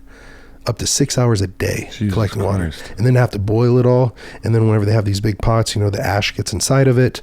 And then you're in the hot, humid rainforest, and then you have to wait for it to cool down. You don't want to drink boiling water. You don't want to drink warm water. You want cold water. Yeah, exactly. So it's just unpractical for them to boil everything. And a lot of times the Pygmies don't have metal to boil pots. So when you're over there, you go, all right, you go that first trip, do you start, is it already known, hey, water's the problem?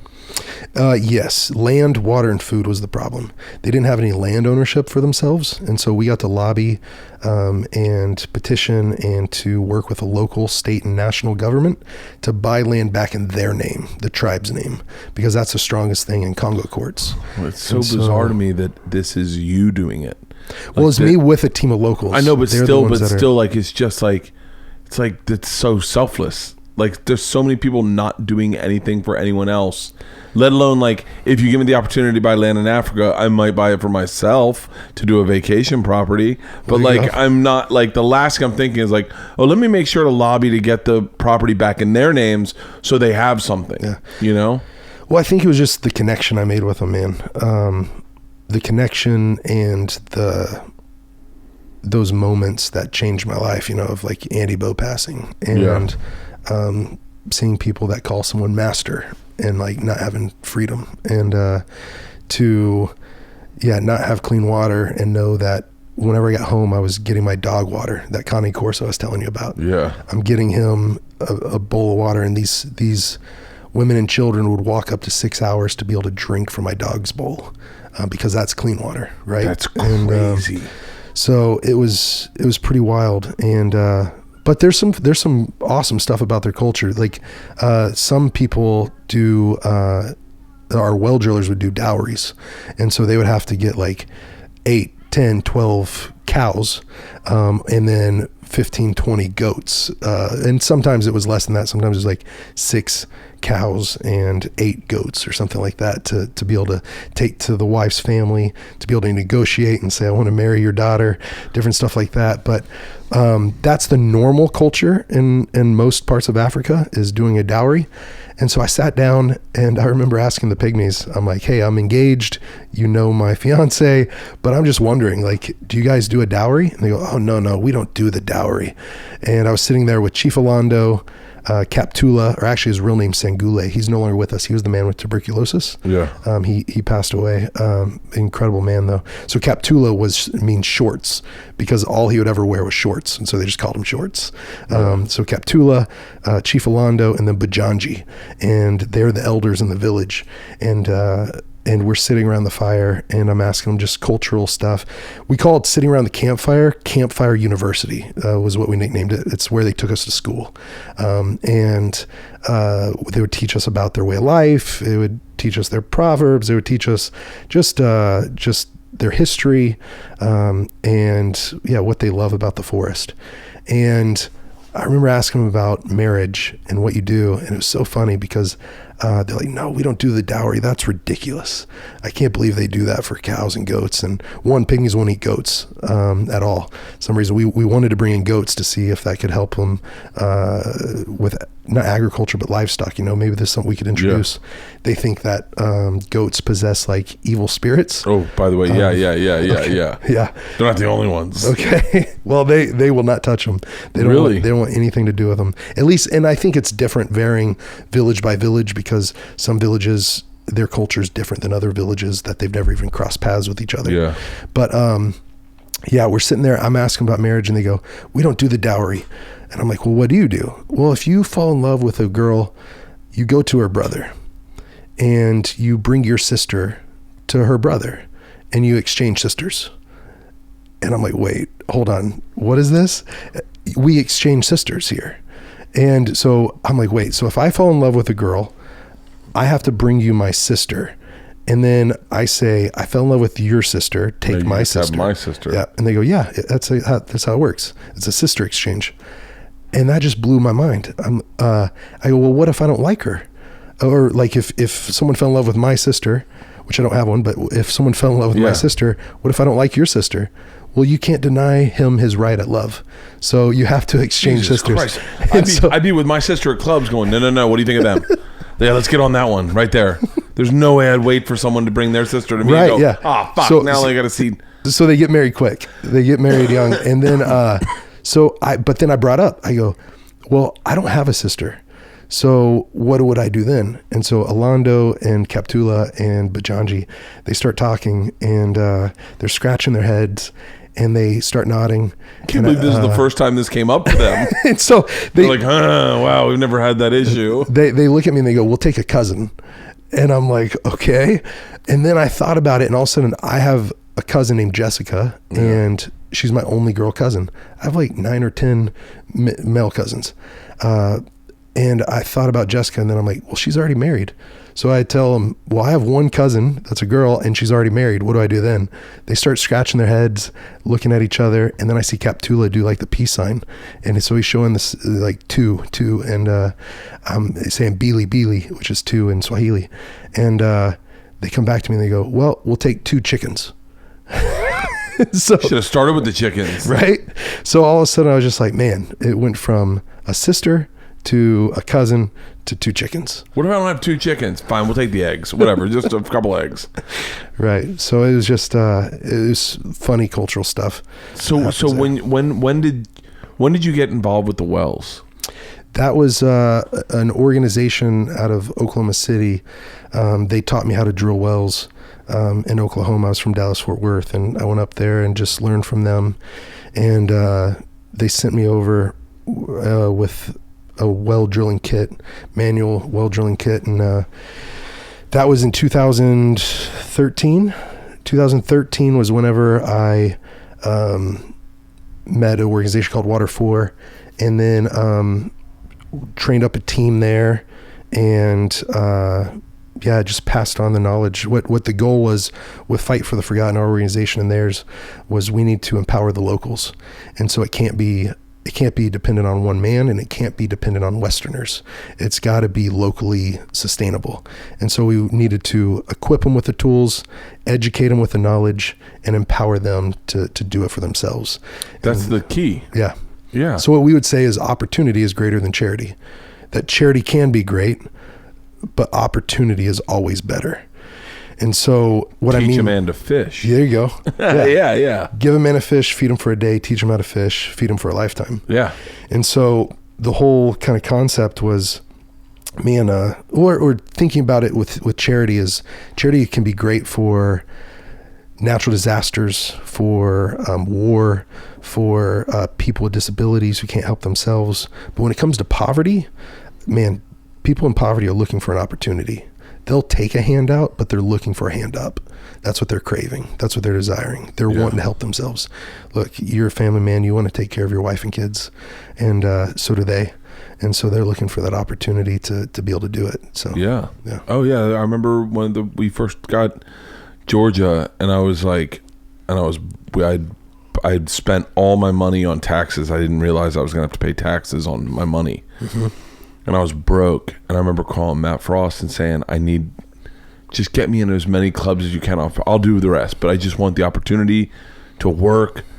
I remember him being like, it's going to be hard. Like, I can just get you that. And I was like, no. Fuck short money. I want the long money. I want to get into the clubs. I want to headline. But that opportunity is fucking invaluable. Especially the opportunity to change your own life on your own terms. Teach someone how to build a fucking well. And then they're like, we got it. We're up and running. Yeah, exactly. I mean, I helped with 13 the first year. Now it's 2018 and they've drilled 77 or more. So, and it's their business. They've established, and it's not Water for, it's not Fight for the Forgotten. It is their business and country. Fight for the Forgotten is your our 501c3 nonprofit. Okay, and Fight for the Forgotten is not just Pygmies. It's two initiatives. It's the Pygmies and it's the bullied. Really? So the Pygmies are, another way to say it would be the most bullied people on earth, if the anthropologists say they're the most oppressed. And then here stateside, we do anti-bullying initiatives. And so we get it. Really what we do is get into martial arts academies. We're going to use our curriculum in public and private schools, and I've been able to share my story there, which has been really great. But man, whenever I talk about that, bro, recently, started to learn some like staggering statistics when it comes to bullying, but 160,000 kids each and every day skip school because of either bullying or exclusion. So because they're left out and they don't feel comfortable or safe at school, 160,000 kids skip school every day, which is 3 million school days lost every month. And then I look in, there's this at-risk youth behavior survey that's in Oklahoma. And it's just been out a couple years, but 28.9% of the students are dealing with depression, debilitating depression that affects their daily activities for 2 weeks or more. Then after that, 15.1% of those students are dealing with suicidal ideation. They're seriously contemplating suicide. And then 7.4% have attempted suicide. 7 out of 100 kids have attempted suicide. So I went out with Jim to dinner. 7 out of 100 kids have attempted suicide. Yeah. So that is so fucking frustrating to me. Yeah. So cyberbullying is off the charts. Oh, dude, fuck cyberbullying. When we were at school, 3:00 it ended, right? Because we're no longer in school. But now it's when it increases and really picks up. I was on this panel in San Antonio with U.S. Congressman or Representative Will Hurd, and we invited Maureen Molak onto the panel with us. I've known about her for 2 years. Who's Maureen Molak? She started an organization called David's Legacy, and it's about her son, who was 16 years old. He was like a Boy Scout, really accomplished there. I think he was going to right around being an Eagle Scout, but some kids started taking out like Facebook groups and calling for a suicide. And there was like over 300 comments and stuff of people saying he should just kill himself or he should be in a coffin. And it wasn't 300 comments saying he should kill himself, but there was multiple in there saying that. Yeah. They transferred him out of the school. They started a law called David's Law in his memory, because he didn't attempt once or twice, but it took 3 times before he was successful. And so Maureen says it's the worst way to spend the rest of your life is the loss of a child, but to know that it was because of that and in the way that it happened. She said that there's got to be some sort of good that comes out of all this terrible bad. And so how it's almost like I go as a parent, how do I find out about it? Because if I feel like if I found out about it first, I could help get in front of it. Yeah. But then I'm almost too like, the other day, me and my daughter had breakfast, and she was like, I gotta go to the bathroom. And in my head, I was like, I'm like a little bit of a helicopter parent. I was like, is she gonna go throw up? Like, I don't even think that that's in her wheelhouse of things she would do. But I'm such a neurotic person that I'm like, oh my God, what if she's bulimic? What if someone's calling her fat? Oh God. And then I started like, but I was like, I guess if she was bulimic, maybe she wouldn't have eaten what she ate. She ate kind of healthy. She had one pancake. I guess it wasn't a ton to throw up. Anyway, but like I go, how as a parent, how do I get in front of it? Yeah.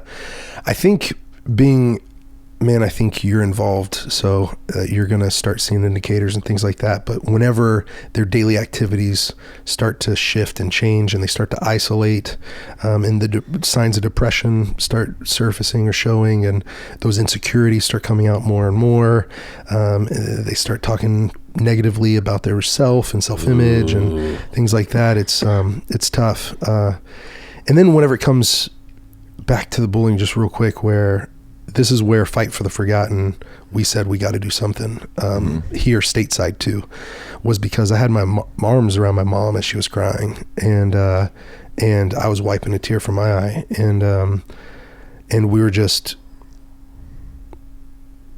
speechless, because my parents own a photography studio, and a memorial plaque was leaving their photography studio, and it was of a little guy that I had no idea someone this young could know how to tie a belt and hang themselves. But they were told at school, you should kill yourself, just like I was told. And he was 9 years old. Oh, 9 years old, and he took his own life because of bullying. And so looking into a lot of the stuff, there's I think parents just more involved, more engaged, less on the phone at dinner, or just asking students about their day, being a safe place to where kids can open up. Because if I go back to, I don't know why I have this image, but the Dr. Pepper, and I think about a bottle, like a 2-liter bottle, just being shaken up, right? You're being bullied. You're at this young, vulnerable age. You're being shaken up. That pressure builds. They need to know that they can open up just enough to let some of that pressure out. Yeah, there you go. Yeah, just enough. I feel like my bullying at its worst was in probably 9th grade, and it was just bigger kids. But it was like something. I take that back. There was a summer where it was some neighborhood kids, and it was just you couldn't. Oh, it's a helpless feeling. You know, it's so funny what triggered. Everyone always makes fun of trigger warnings, and I did too. Until then, I started getting triggered by certain things. Number one, booze. Like, it's so funny. I'm not drinking this month, and I definitely have been like triggered by like things where you're like, we were all texting last night. Joe was like, I'm going to have sushi, and immediately I was like, I'm ready for a beer, and then I was like, fuck. But like, I automatically I was my wife's like, oh, we're going over to our friend's house, and I was like, ooh, and then I was like, fuck.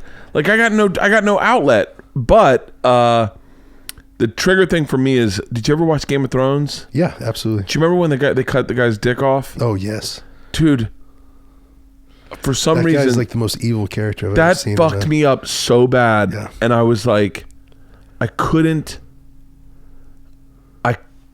was like, I feel like I've been there, where things are happening out of your control, and you can't stop them, you can't slow them down, and you're just like, this isn't fair. Anytime I see anything about medieval time, like in the medieval times when they just go, cut his tongue out, that almost like it triggers something in me where I just remember times where you're like, I've joked about it on stage, and it's not a joke technically, but where you're just like helpless.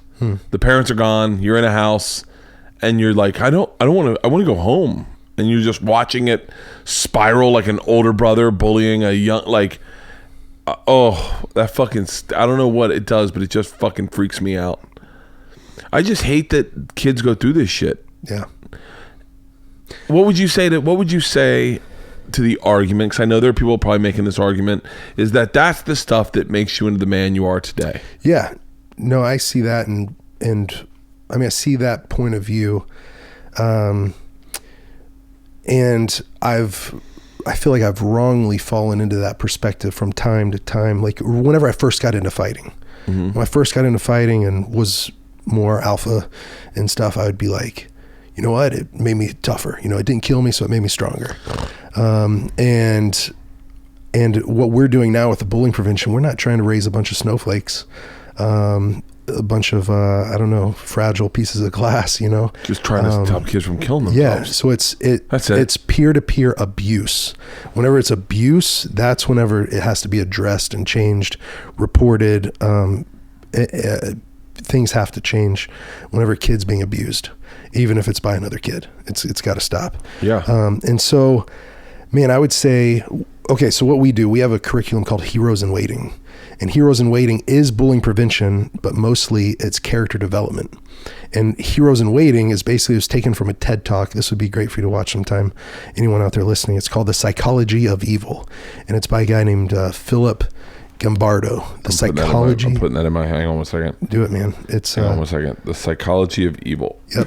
What, if you could book note it for me, what is it?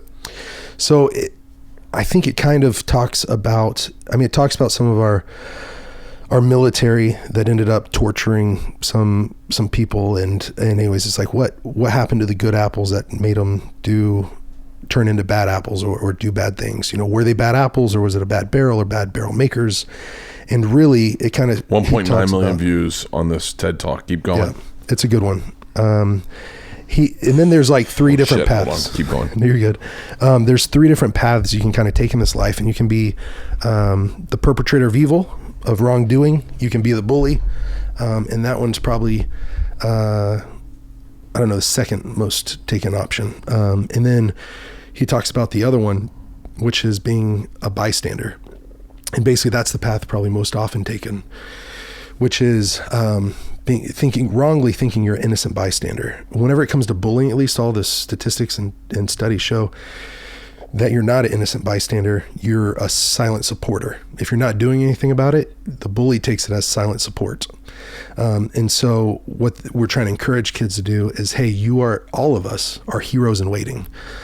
So we can all make a big difference. And it doesn't matter. And what is a hero? A hero is someone that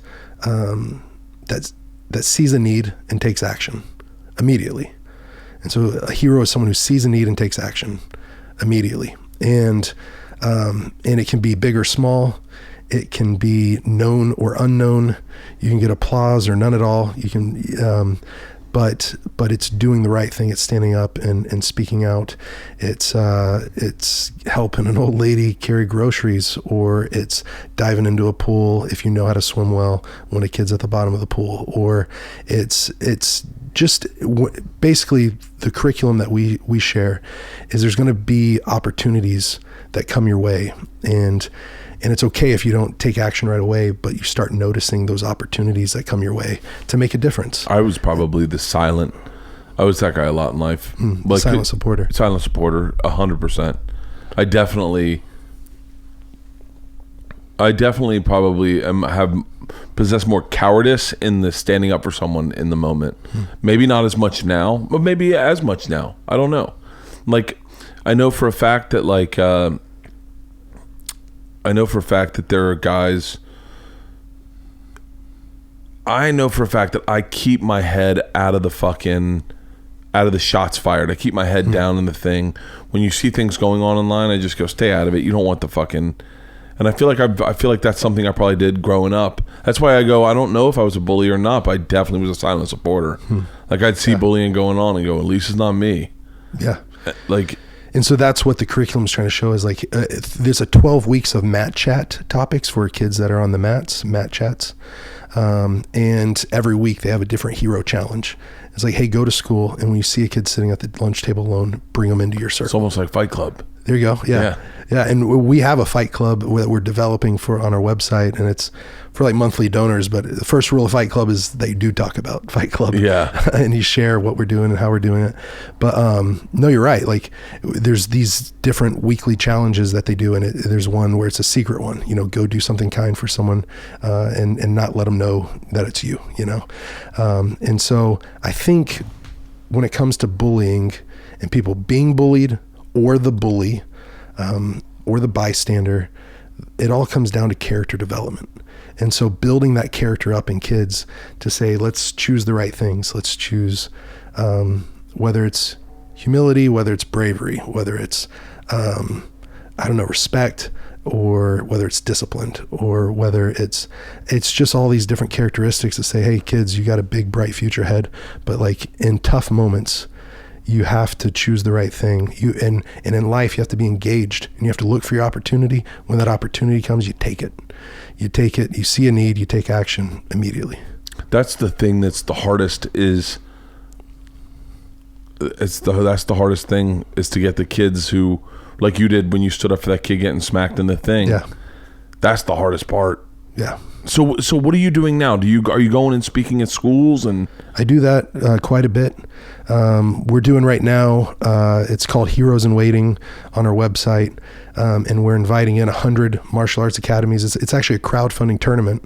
Bellator's come in and said whoever is the top fundraising individual online is going to get 2 tickets, airfare to the next, or to the heavyweight Grand Prix final between Fedor and Ryan Bader. Oh, and they'll get 3 nights in LA with a hotel and everything. So we're doing this big competition. The top team, so we're inviting in martial arts academies to do a crowdfunding tournament where each goal is raising $4,200.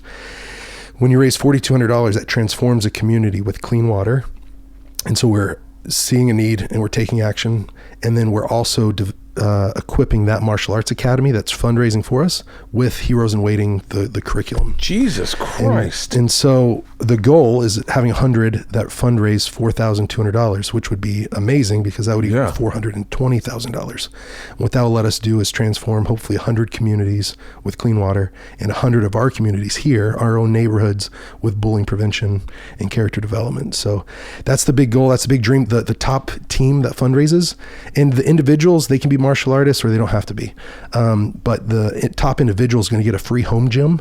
We're partnering with Century Martial Arts and Zebra Mats, and they're going to come in and give someone a free home gym in their garage. And Bellator is going to fly them out and put them up, and they're going to enjoy the fights.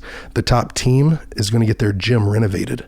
And so Zebra Mats is doing $10,000 worth of new mats. Holy crap. Yeah, Century Martial Arts is coming in with $10,000 worth of gear for the kids. So they'll do gloves, sparring gear, kicking shields, heavy bags, punching, boxing gloves, everything. So we're trying to motivate people like, hey, here's this competition. It's going to be fun. We're going to be engaged.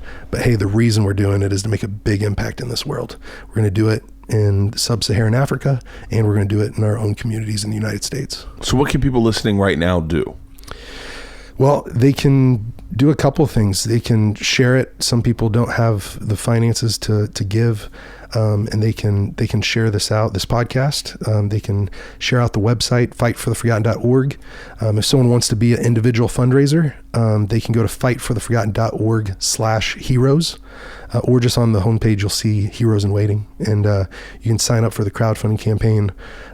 We have t-shirts available, Fight for the Forgotten t-shirts. That's a great way to, for me, it's the most comfortable shirt I own.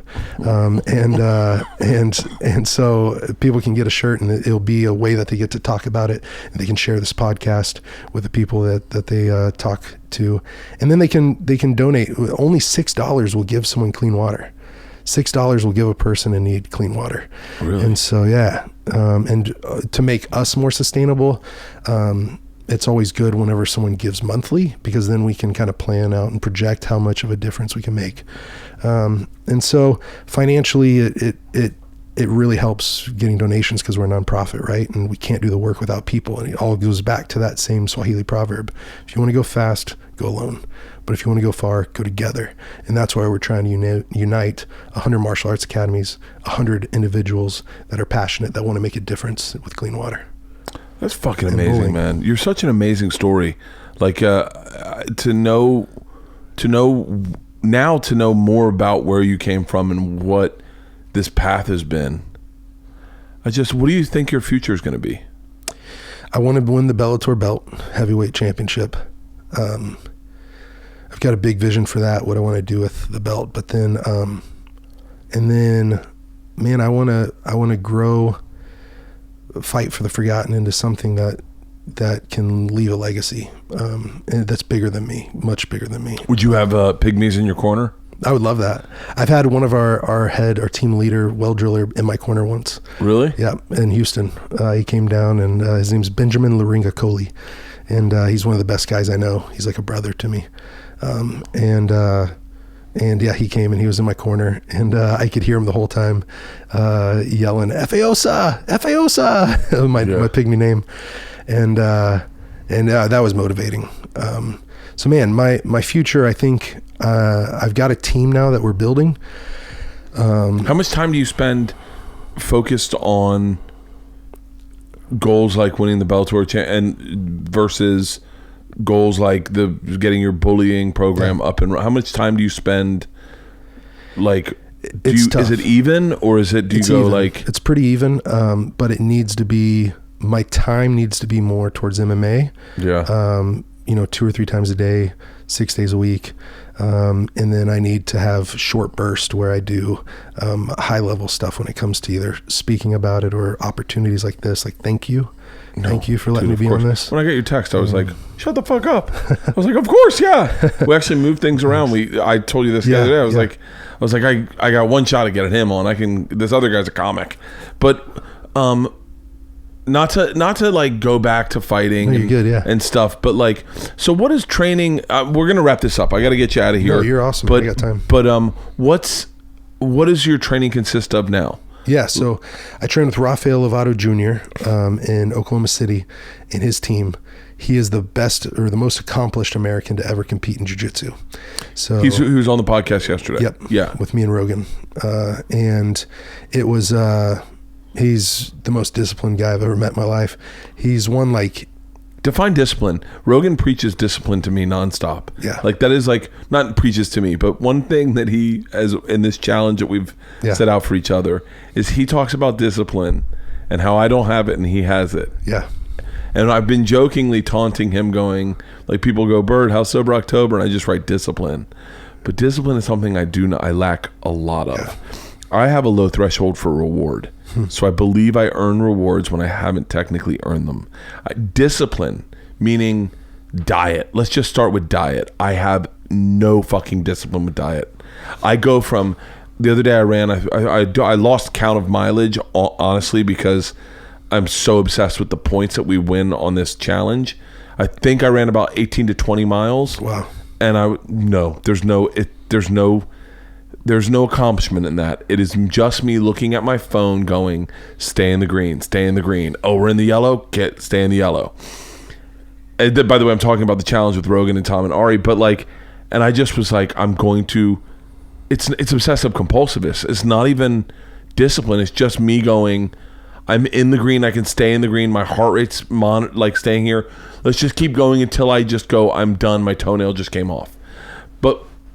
And then I just ate fucking 5 pieces of pizza. This is the one that has a speech impediment.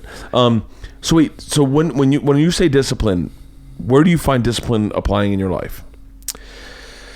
So writing down my goals, I have this, and this isn't a plug for the guy at all, but there's this thing that's really been helping me out. It's called the Full Focus Planner, and this isn't for everyone, but I need to be able to write down stuff and be able to block out things on my schedule. And it's kind of cool because you write down your 10 goals for the year, and then you mark out your 3 goals for this quarter, and then you write down, and it's tough for me too with discipline, but you have to force it where you have a daily ritual and a nightly ritual, kind of or a routine that kind of jumpstarts your day, and then from there a diet. I do mostly like a whole 30 kind of diet, just a bunch of greens, nuts, and some protein, but I stay away from like gluten for the most part. Well, one, I have celiac, so I have to stay away. Do you really? I do. So it'll jack me up quick. So but for the discipline though, I think having weekly goals, I put down like a top 3, and it's all in the planner. It's called the Full Focus Planner, but it says, what's your weekly big 3? And you write down your 3 big goals that you're going to focus on that week. And then you have a daily big 3 when you wake up. And I normally will start off with writing down 3 things I'm grateful for. And then I'll write down the 3 big things I need to accomplish that day. And then I'll review my calendar. Normally I try to write it down the night before, my day for the next day. And then in the morning, try to review that. And I'm not perfect at it, man. I'm far from perfect. But whenever I'm in the groove and whenever I have a goal that's like, especially it helps me a lot whenever I circle it on the calendar, and say like, this is the fight day. And then that puts the pressure on, like, okay, now I have to be disciplined. So having something like that, goal oriented for me. If I have a goal that I'm going to achieve, like special, right? Like my special, or like this fucking Sober October, this heart rate challenge that we're doing. Yeah. If I focus on a goal, I can achieve it. Right. But if I'm like, I remember there's times I've texted our group of friends and I go, I need a challenge. Yeah. Like I need something. Like someone make a bet with me because I'm fucking just shiftless. I'm just rudderless and I'm just going like, I'm just eating like shit. I'm drinking like crazy. I'm writing material. Comedy's doing great. But the other side of my life is just going nowhere. So I remember this time out in the forest with the Pygmies. And I remember saying that the second month I lived there, before I came and lived there for a year, I was there for, and I wrote down 4 goals. It was, and I don't even know if you say goals, but it was, I want to live with them, listen to them, learn from them, and then from there collectively we'll come up with the best way to love them the most. But I was sitting there and saying, okay, we need like a practical goal of land and water and food, but how are we going to do that? And I was sitting on the side of this river, and it's the Ituri River that connects to the Congo River, which is the deepest, most powerful river in the world. Yeah. And it's pretty majestic. And there's hippos and crocodiles in the water, and the Pygmies, they have bows and arrows. And I remember seeing this driftwood come by on the river. And I was just like, you know what, without a goal, and because I go back and forth between living a disciplined life and then throwing it all out the window and doing whatever the hell I want. Yeah. And so I remember seeing the driftwood, and it's like, man, whenever I don't have a goal, I'm like driftwood, and I'm just floating around, and wherever the river turns, it takes me, and I don't have a real goal in mind. But whenever I have a goal and I'm thinking, and literally there's kids that are shooting banana trees with bows and arrows, they'll go, it sounds mean, but they're doing a target practice. They'll go collect little field mice, and then they'll drop them in the center of the village, and then like the 3, 4, 5-year-old kids are using them as target practice, hitting the mice.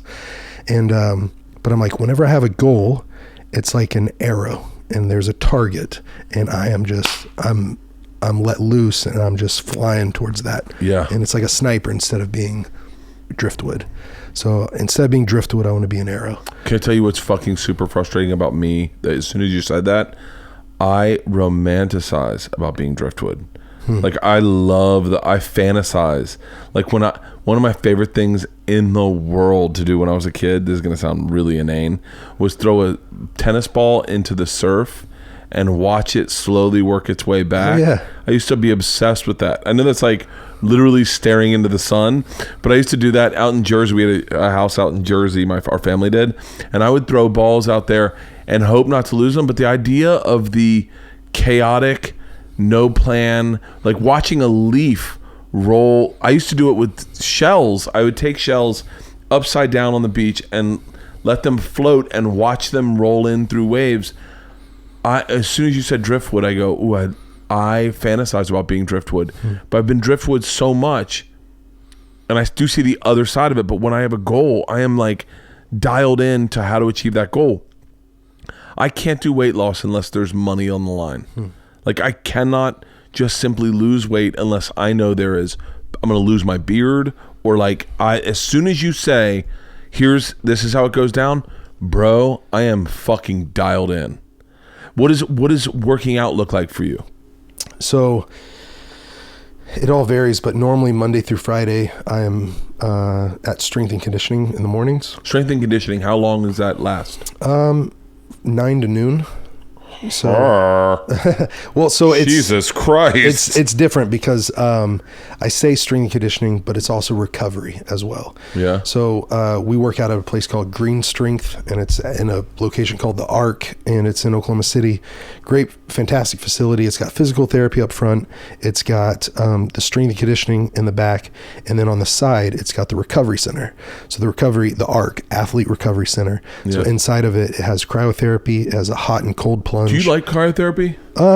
Not as much as a cold plunge. Cold plunge is pretty. I love cryotherapy. I go to the cryotherapy place up on the. I like cryotherapy. I like cryotherapy, but I really want to do a cold plunge. Cold plunge for me, and this might be very inaccurate, but for me, if you have the microwave version of an oven, right? Well, I think like cryotherapy is a little bit of the microwave version of the cold plunge. I ran the 20 miles the next day. No, I ran 13 miles.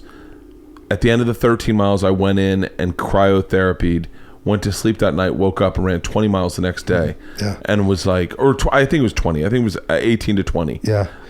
So I think cryotherapy is better for your immune system. Like it sparks it whenever you get into the cold, and waking you up and giving you energy. I think that a cold plunge is better for your lactic acid getting out of your muscles. Really? Now what's hot therapy? I just read that hot therapy is better for muscles after a long workout. Someone said cold therapy is better for injury.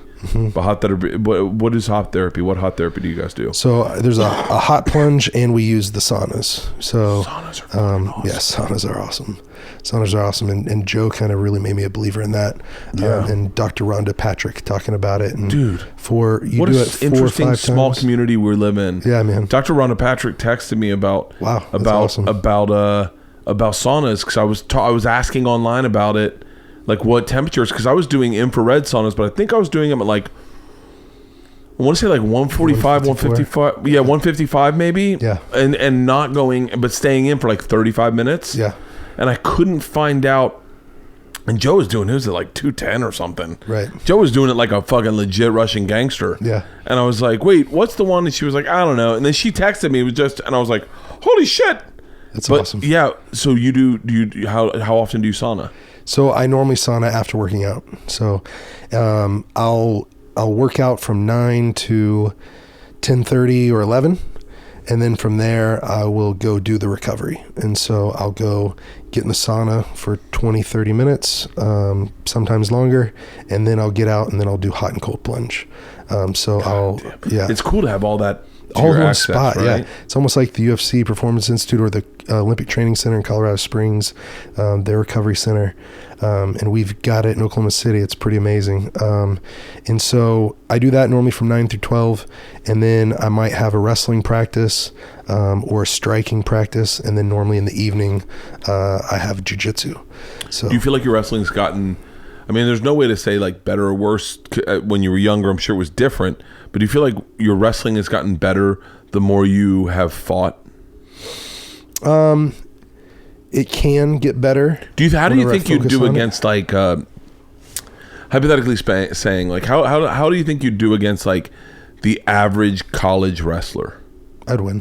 Okay, what about like the average? I was a national champ in wrestling. So. But like, no, I know, but you but you haven't been like in wrestling. You're right. So the muscle memory has to come back, and the timing is really important in wrestling. Because I bet your mind is so focused on so many other things, right?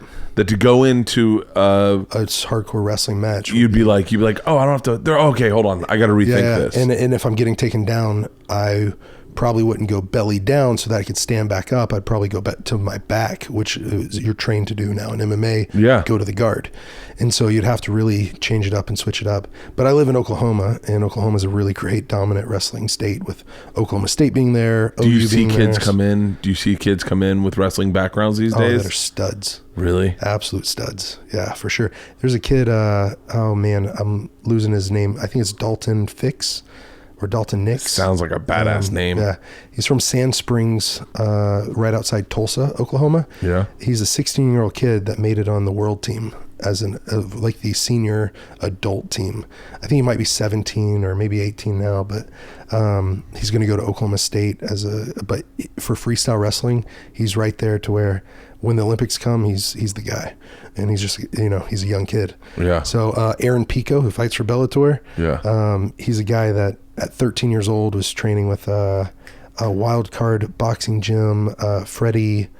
I know Freddie, not Soto. Freddie. Why am I losing his name? That's so nice. I know you're talking about the guy that's wild card. It's out. It's where Manny Pacquiao trains and everything else. So he used to date a chick that lived in the same building as my sister's, and I used to see him at the Starbucks below my sister's place all the time. Wow. Freddie, come on, Halston. You awake? Yeah. It's Freddie. Not Freddie Savage. Freddie. Yes. Freddie Roach. Gosh, geez Louise, I can't believe I forgot that. But Freddie Roach, and so he's like a 13-year-old kid training with him. But then at 16 years old, he makes it on the Greco-Roman Olympic team. I think he was the only kid in high school, youngest Olympian from the U.S. ever. Henry Cejudo was on the Olympic team, won the Olympic gold at only 18 or 19 years old. So I think MMA has really helped the sport of wrestling. I fantasize about, this is going to sound so silly.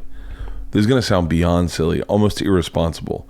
I fantasize sometimes, not fantasize in like I wish that would happen, but in like if that did, and I got into a fight, I would pull guard. I've never pulled guard in my life. I don't know what pulling guard really technically is. Yeah. I think when you say pulling guard, you're hugging someone on your back. Yeah. I've pulled guard with my wife during sex, but I have fantasized about pulling guard and then the guy going, "Oh fuck, he knows what he's doing," and getting out of the fight by simply pulling guard. Yeah. The tough thing about pulling guard, so Rafael Lovato Jr., best, most accomplished American in jiu-jitsu, he doesn't even want to pull guard in fights, because whenever you go to your back, one, in the judge's eyes, you're losing, but two, I mean, ground and pound sucks. It's brutal. Yeah. And so just taking that punishment, having someone on top that can pressure pass and take the wind out of you and just smash your face into the ground, the back of your head into the cement or the canvas if you're fighting. Pulling guard isn't like what it was whenever Hoist Gracie was fighting. Really? When that was 25 years ago. Because people didn't know what to do when you pulled guard. Right. And there's some guys that are experts at the guard, and they're okay doing that if they have to, if they're fighting more of a striker. But if there's two guys that are even in jiu-jitsu and it's a fight, you do not want to be on your back. Really? If you're even in jiu-jitsu, you don't want to be on your back. I saw a fight online with two guys in Hawaii that definitely knew jiu-jitsu. Yeah. And they were in a parking lot, and I was like, oh fuck. That's back when this is gonna sound silly. This is a weird question to ask you in an interview, but in a podcast. Did Mayhem Miller live in Hawaii? I know that he had gone out there a lot. I don't know if he ever lived there. I think when he was big on MySpace, he was in Hawaii. He was in Hawaii, okay. I want to say that. I know he was in LA and Vegas for a while. He was roommates with a buddy of mine named Eric Shambari for a little bit. And I guess he was a little wild where he would do like stuff where he would like get into a dryer and hide there until Eric would come home, and then he would just pop out of the dryer, scaring the crap out of Eric. And Eric's like, "How long have you been in there?" And he's just like giggling. He's been in there 15, 20 minutes. Yeah, he's an interesting fucking guy. Yeah. What were you gonna say about him in Hawaii? Oh, I'd always envisioned him living in Hawaii. My sister lived with a girl who's married to a MMA guy, and he fought, and they used to go watch his fights. My sister was like really into MMA in Hawaii. It was really big. Oh yeah. But I watched this fight with two guys who definitely knew jiu-jitsu, but they weren't allowing tapping out in the fight because they were really mad at each other. And I was like, that scares the fuck out of me. It scares the fuck out of me. Go ahead, what were you going to say? No, Bellator is now going to Hawaii. I think it's like December 14th or 24th. Why do I like Bellator so much? Like, what is it? It's different. It's different, and I think it's a little more pure. Like, do you think I know that Khabib and Connor, he like threatened to quit UFC sure. if his brother if his buddy gets fired. Yeah. And they canceled his fight, but it was just because it was about to be the same teams fighting each other. Oh, it was really? going to be SBG out of Ireland versus I guess his name starts with R. I can't pronounce it at all. Khabib's friend, Rubia or something like that. But they were going to fight each other again, and he's out of AKA, but also a Dagestan guy, which I wrestled there in Dagestan, and they're intense. And they were about to fight again, those two teams against each other. So they canceled that fight because probably it would have another fight afterwards. But you think Bellator could completely throw a curveball if they just signed Khabib and was like... I don't think that would happen, because I wish it could happen. That would shake up the game in a huge way. Really big way. But Khabib's under contract with the UFC, so they won't... they'll keep him under contract, and just... if he doesn't want to fight, then they won't fight him, and they'll put him on the shelf, and then he won't be able to go fight anywhere in the U.S. So... Jesus. Yeah. We went to the... I've got to go to a Bellator fight. Yeah, man. My weekends are never open, and when they are open, my wife wants me to stay here. Yeah. You know, it's so funny. We were talking about our thing for this bet we have is going to watch a fight somewhere. Okay. We were talking about maybe going to see Pacquiao fight in Japan, or we talked about a bunch of different options. Well, so January 26th, Bellator's coming to the Forum. And I will be. You want to bet? I'm in fucking on the goddamn road. Okay. January 26th. I'll tell you exactly where I am. And you're going to say you were going to be. I'll be there, and whoever our top fundraiser is for Heroes in Waiting, we got them coming. I'm at the Wilbur. If you wanted to come, okay. 2 shows already sold out. There you go. Another nice. show on the 27th. I think already sold out, guys. I mean, guys, this Body Shots World Tour. That's awesome, I'm on man. the 26th. I'm in Boston. Yeah. Well, bro, congrats on everything you're doing, man. Dude, thank you so much. I'm impressed. And congrats on everything you're doing. I mean, it's so fucking impressive to see. It's so impressive to see. I guess it's your generation of fighters having just a multi-layered career, like doing things on your own terms, and no slam against anyone, like, you know, who just simply followed the footpaths of fight, open a gym, fight, open a gym. There's nothing wrong with that. There's a lot of those guys that have provided full lives to many people because of that. But it's so neat to see your group kind of just blossom and do their own thing, and just have be like multi-layered human beings. You know, and you've done more good for people than I'll ever do in my fucking life. So if you're listening, go tell them the website to go to. Yeah, it's Fight for the Forgotten, all spelled out, fightfortheforgotten.org.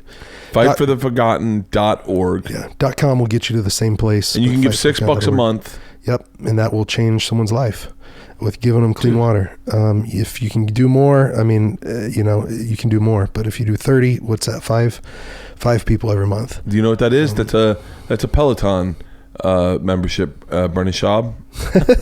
He gets on Peloton. Yeah, I see him on Instagram, and he's like, burned 1,000 calories in this class. I'm like, the fuck, he's a fucking savage. You think Brendan would ever fight again? I don't know. I think he is so set with everything he's doing, and I know he loves comedy and he loves what he's doing with Showtime. But there's and I've never talked to him about this, but I think there's a part of him that goes, just one more. I wonder. But he's doing. I wonder what his contract status is, because a lot of those contracts, they don't have a time limit on them. So if you sign like a 5-fight deal, like if you wanted to go fight with Bellator, but if he's still under contract with the UFC, they won't release him to go fight unless he fights for the UFC. So maybe he could do like a stand up. Dude, one of my favorite times with that guy ever is I'll tell you off air. Okay. It's fucking.